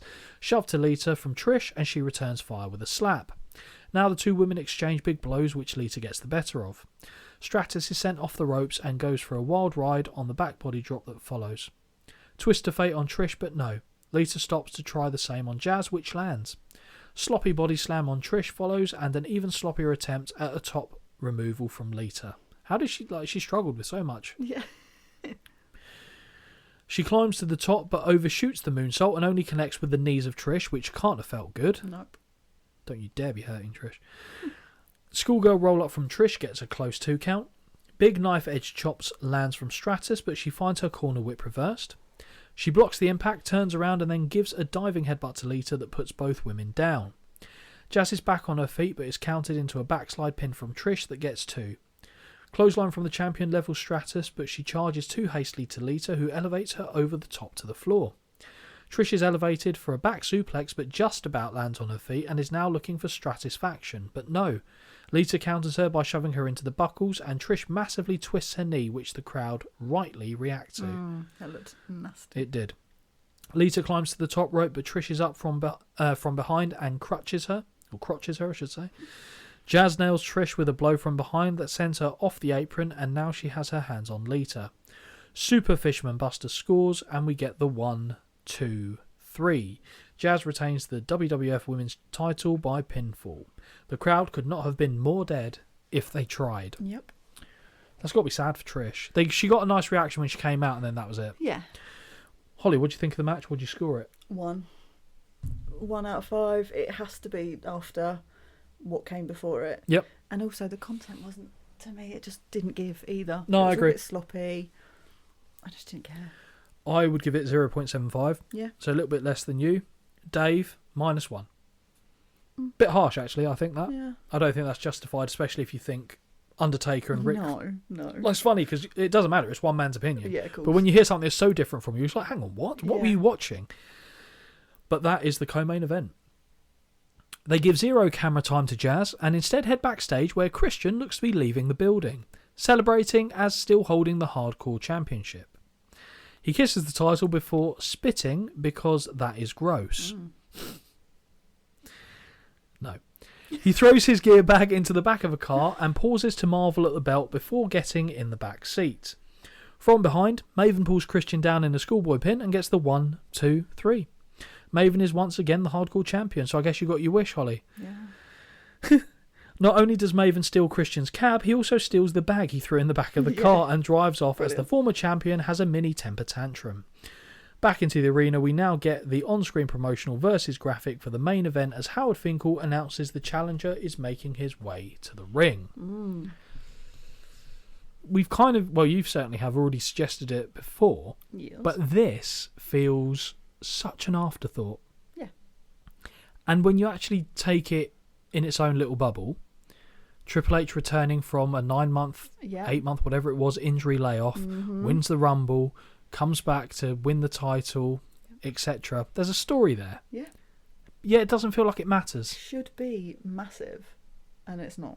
It just isn't. No. No.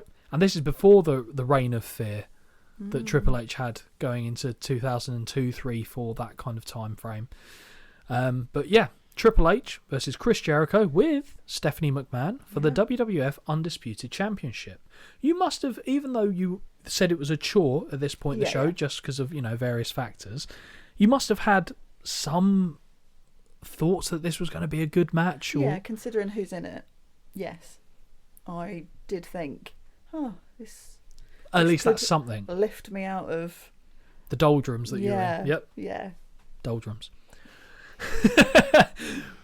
Playing the challenger to the ring is Drowning Pool. And Holly, please correct me, but it sounds like they're singing Here Comes the Pain. But Brock Lesnar wouldn't debut until the next night. A very wet and orange Triple H walks down the aisle and Holly is a very happy and equally wet girl. Tell me when I'm lying. Full water spit, the whole shebang. Wow.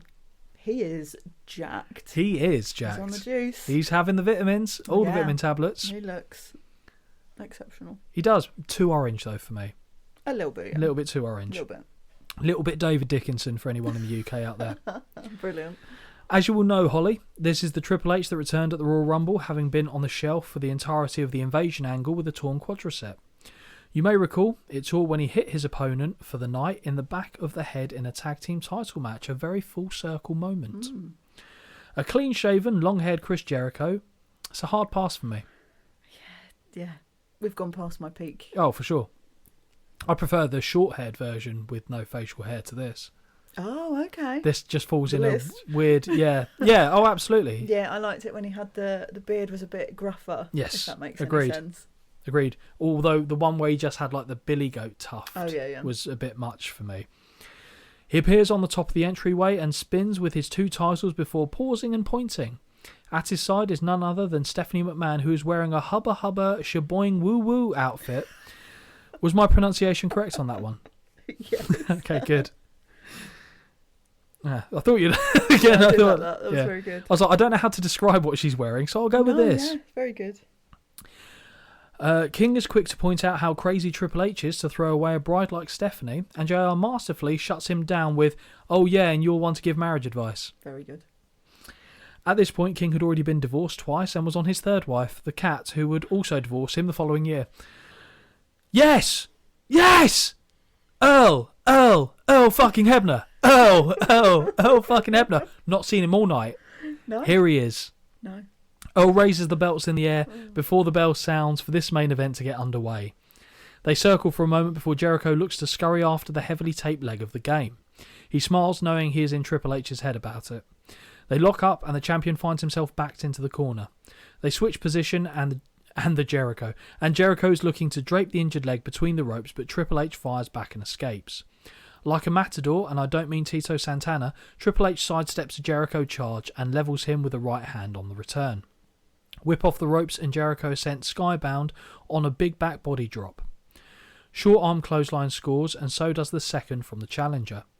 Triple H walks into a kick to the gut and eats a few knife-edge chops, but his whip is reversed. Duck of a clothesline from the champ, but he cannot avoid the high knee. Upon landing, the game is favouring the leg, and by the time he returns his attention to Jericho, he finds himself elevated over the top to the outside. Y2J arrogantly taunts from the top turnbuckle, but takes his eyes off his opponent and is sent sailing to the barricade, which he collides with before tumbling into the fans. The game suplexes Jericho back over the barricade and onto the mats before briefly rolling into the ring to break the count. The Spanish announce table is now stripped, but before Triple H can follow that thought up, he's hit in the quad. They head back to the ring, and the champ connects with a chop block before kicking away at the injured limb in the corner.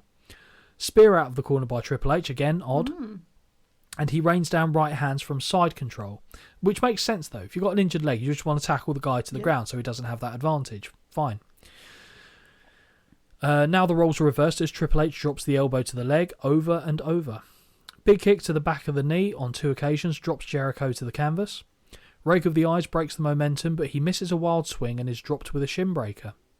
Figure 4 leg lock from the champion, but he's too close to the ropes as Stephanie claws him in the eyes to break the hold. She turns and raises her arms to the fans, but doesn't see her ex-lover from behind. Forcible entry. Grab her by the hair and pull her to the apron, where Jericho misses his target and spears his manager through the ropes. Obviously.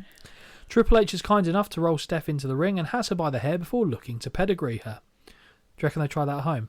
Oh, for sure. Yeah, he's hooked her arms, but her head is not the other between way the round. legs. Yep. Thankfully, this is broken up. Sorry, I went to the Hubba Bubba place again. Thankfully, this is broken up courtesy of a missile drop kick from Jericho that lands. Into the corner, and Triple H has his leg wrapped around the ring post twice. Ooh, drink twice. Steph picks her spot and kicks the game in the leg, which excites referee Earl Hebner, who charges at her. Only he can touch the participants, not her. Back in the ring, Y2J throws a volley of right hands to the kneeling challenger until he wilts and drives his elbow into the injured muscle. Knee wrench is applied and the game finds his knee elevated and driven into the canvas on more than one occasion. Different ring post, but the same result as Triple H gets his leg smacked off the steel. More drink.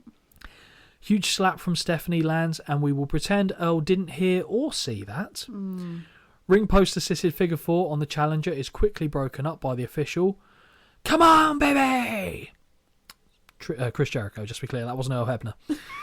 Triple H fires back from his knees in the ring, but is put down with a drop toe hold, and Jericho drives back to torque the knee further. Spinning toe hold applied, and Jericho has hold of the ropes, which would offer 0 extra pressure in this situation. He looks for the spinning toe hold once more, but Triple H boots him shoulder first into the ring post. Drink. You look confused. Yeah, I've lost where I am. Fair enough. Wild clothesline missed from the champion, and he gets dropped with a neck breaker. More kicks to the leg from the champion, but he's levelled with a clothesline for a 2 count, and Holly has found her space. God, yeah, that's awful. Right hand score from the champion, but he's reversed into a facebuster, which he ducks too early. When he ducks too early. The challenger is hobbled, but he narrowly avoids a charge and just picks Jericho up with one arm and drops him with a sort of spinebuster. Proper spinebuster at the second time of asking scores, and we get a count of 2. Double reversal of a corner whip sees Triple H go up and over to the floor. He screams in pain. Now it's Jericho's turn to undress the English announce table. Revisiting what must have been one of the most painful moments of his life, Jericho looks to apply the walls of Jericho on top of the announce table, but the challenger fights free. Obviously, in that tag match, he already tore the quadriceps and was in the walls of Jericho. That's still one of the maddest things I've ever seen. Pedigree time, but no, Jericho blocks it and backdrops Triple H through the Spanish announce desk. Steph is applauding the champion for his efforts. They make their way back into the ring and Jericho scores with a lion salt for the 1, 2, no. Another cover. 1, 2, no. The champ is looking for the walls in the middle of the ring but gets punched and kicked away. Running Bulldog is avoided, meaning Y2J collides with the buckles and he stumbles back out into a pedigree position. No, he punches away at the leg and is once again looking for the walls, which is fully locked in. The challenger crawls with everything he has, but when he is a whisker away, Jericho marches him back into the middle of the ring. Jericho is screaming at the ref to ask him with a mouthful of blood, and Holly, could you please do the WrestleMania honours? He's asleep. He's asleep. He's awake. He keeps his hand up on the third drop, and let me tell you, nobody is more happy about this than Earl Hebner, who positively screams, "No!" when his hand stays up. He's so excited. He's so excited. Finally, Triple H makes it to the ropes to break the hold, and with Stephanie distracting the ref on the apron, Jericho retrieves a steel chair. These refs should really go through more testing. No, Earl Hebner's fine. For hearing and sight. Earl Hebner, we trust in Earl. In Earl, we trust. I'm just waiting. There's one thing that I know would happen, so I'm waiting for it. Okay. I would like to put it out there. If Lost Property ever have a tag team match, Earl Hebner, reach out, get in touch. Why you want the sandwich? Oh, he wants the sandwich. Yeah. Trust me, he wants the Between sandwich. you Yeah. and Jamie. Yeah, he would love that. He'd Yeah? absolutely love that, yeah. I could rest a tit on his shoulder. Oh, gosh. Jamie could like kiss his forehead or something. Oh, okay. Both bringing our strength to the table there. Me smothering a man with my Your tits breasts. and Yeah, Jamie's Jamie mouth. tender. Yeah, exactly. Yeah, yeah. Do that as you see fit. He charges at the challenger, but runs right into a big boot that causes the chair to strike him in the face. Triple H sees the opportunity and DDTs him on the chair. You right? Yep. You good? We get the cover and the 1, 2, no. Now Steph is in the ring and picks up the chair. She rears it back and runs across the ring, but has the weapon snatched out of her hands by good old Earl. Hebner screams at her to get out, so she shoves him in the chest and old Bumbles clatters into the downed Jericho. She turns and walks right into Triple H, who grabs her by the hair. Finally, the pedigree scores. Now, this isn't the pedigree that she got hit with where her tit was out. No. Have you seen or heard of that moment? Yes. Yeah, good. The challenger screams at his fallen, soon-to-be ex-wife, but blindly walks straight into a chair shot to the face from the champion. Let's pretend Earl didn't hear that either. Hook of the leg, and we get the 1, 2, no. Triple H kicks out. Who are you backing in this one, Holly? Oh, Triple H. Yeah. There's no contest. Yep, fine. If it was peak Jericho, It'd be close. maybe it would be closer, but Okay. absolutely not. Now it's Jericho looking for a pedigree, but it is blocked and the champion gets catapulted towards the buckles where he lands on the second rope. Nice. He blindly leaps backwards into a kick and gets dropped with a pedigree from the challenger. Deep hook of the leg, and we get the 1, the 2, the 3. Triple H wins the WWF Undisputed Championship by pinfall. JR tries to make this feel like a big moment by screaming, "The game! The game!" over and over, but this is no Stone Cold moment from WrestleMania 14. No.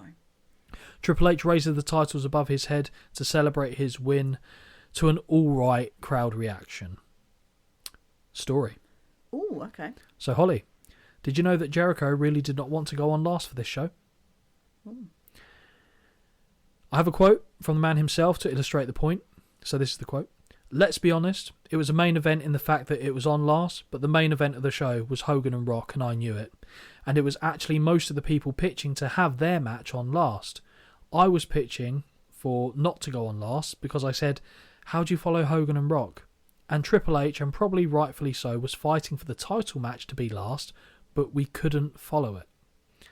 We just couldn't, and you could just see the air go out of the room. That's a match I've never watched it back. I remember being kind of disappointed in it." So Triple H was one of the few people that went, no, I want to go on last with this. And I think it was the wrong call. I get because it's a belt match, if you know what I mean. Yeah. But it doesn't make sense. No, I agree. And like I said, It really Jericho doesn't. being the champion saying, we can't go on after No, that. you pass that torch as well, you pass it last. Mm-hmm. Like, it makes no sense. Agreed. It makes the rest of the show not really relevant. Yeah, kind of. Anything that came after it was. Mm-hmm. And like I said, it was supposed to be a big moment for Triple H. Give him that moment where the crowd haven't blown out their arse 100%. yet.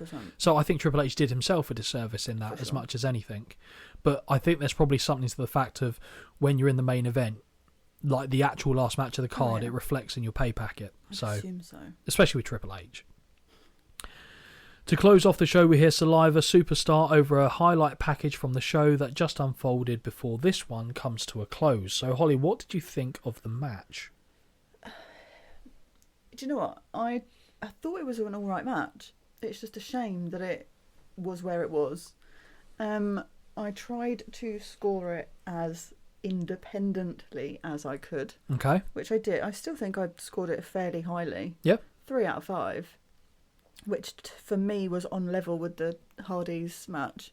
Yeah, okay. Had it been higher up the card, probably would have pushed a 3.5.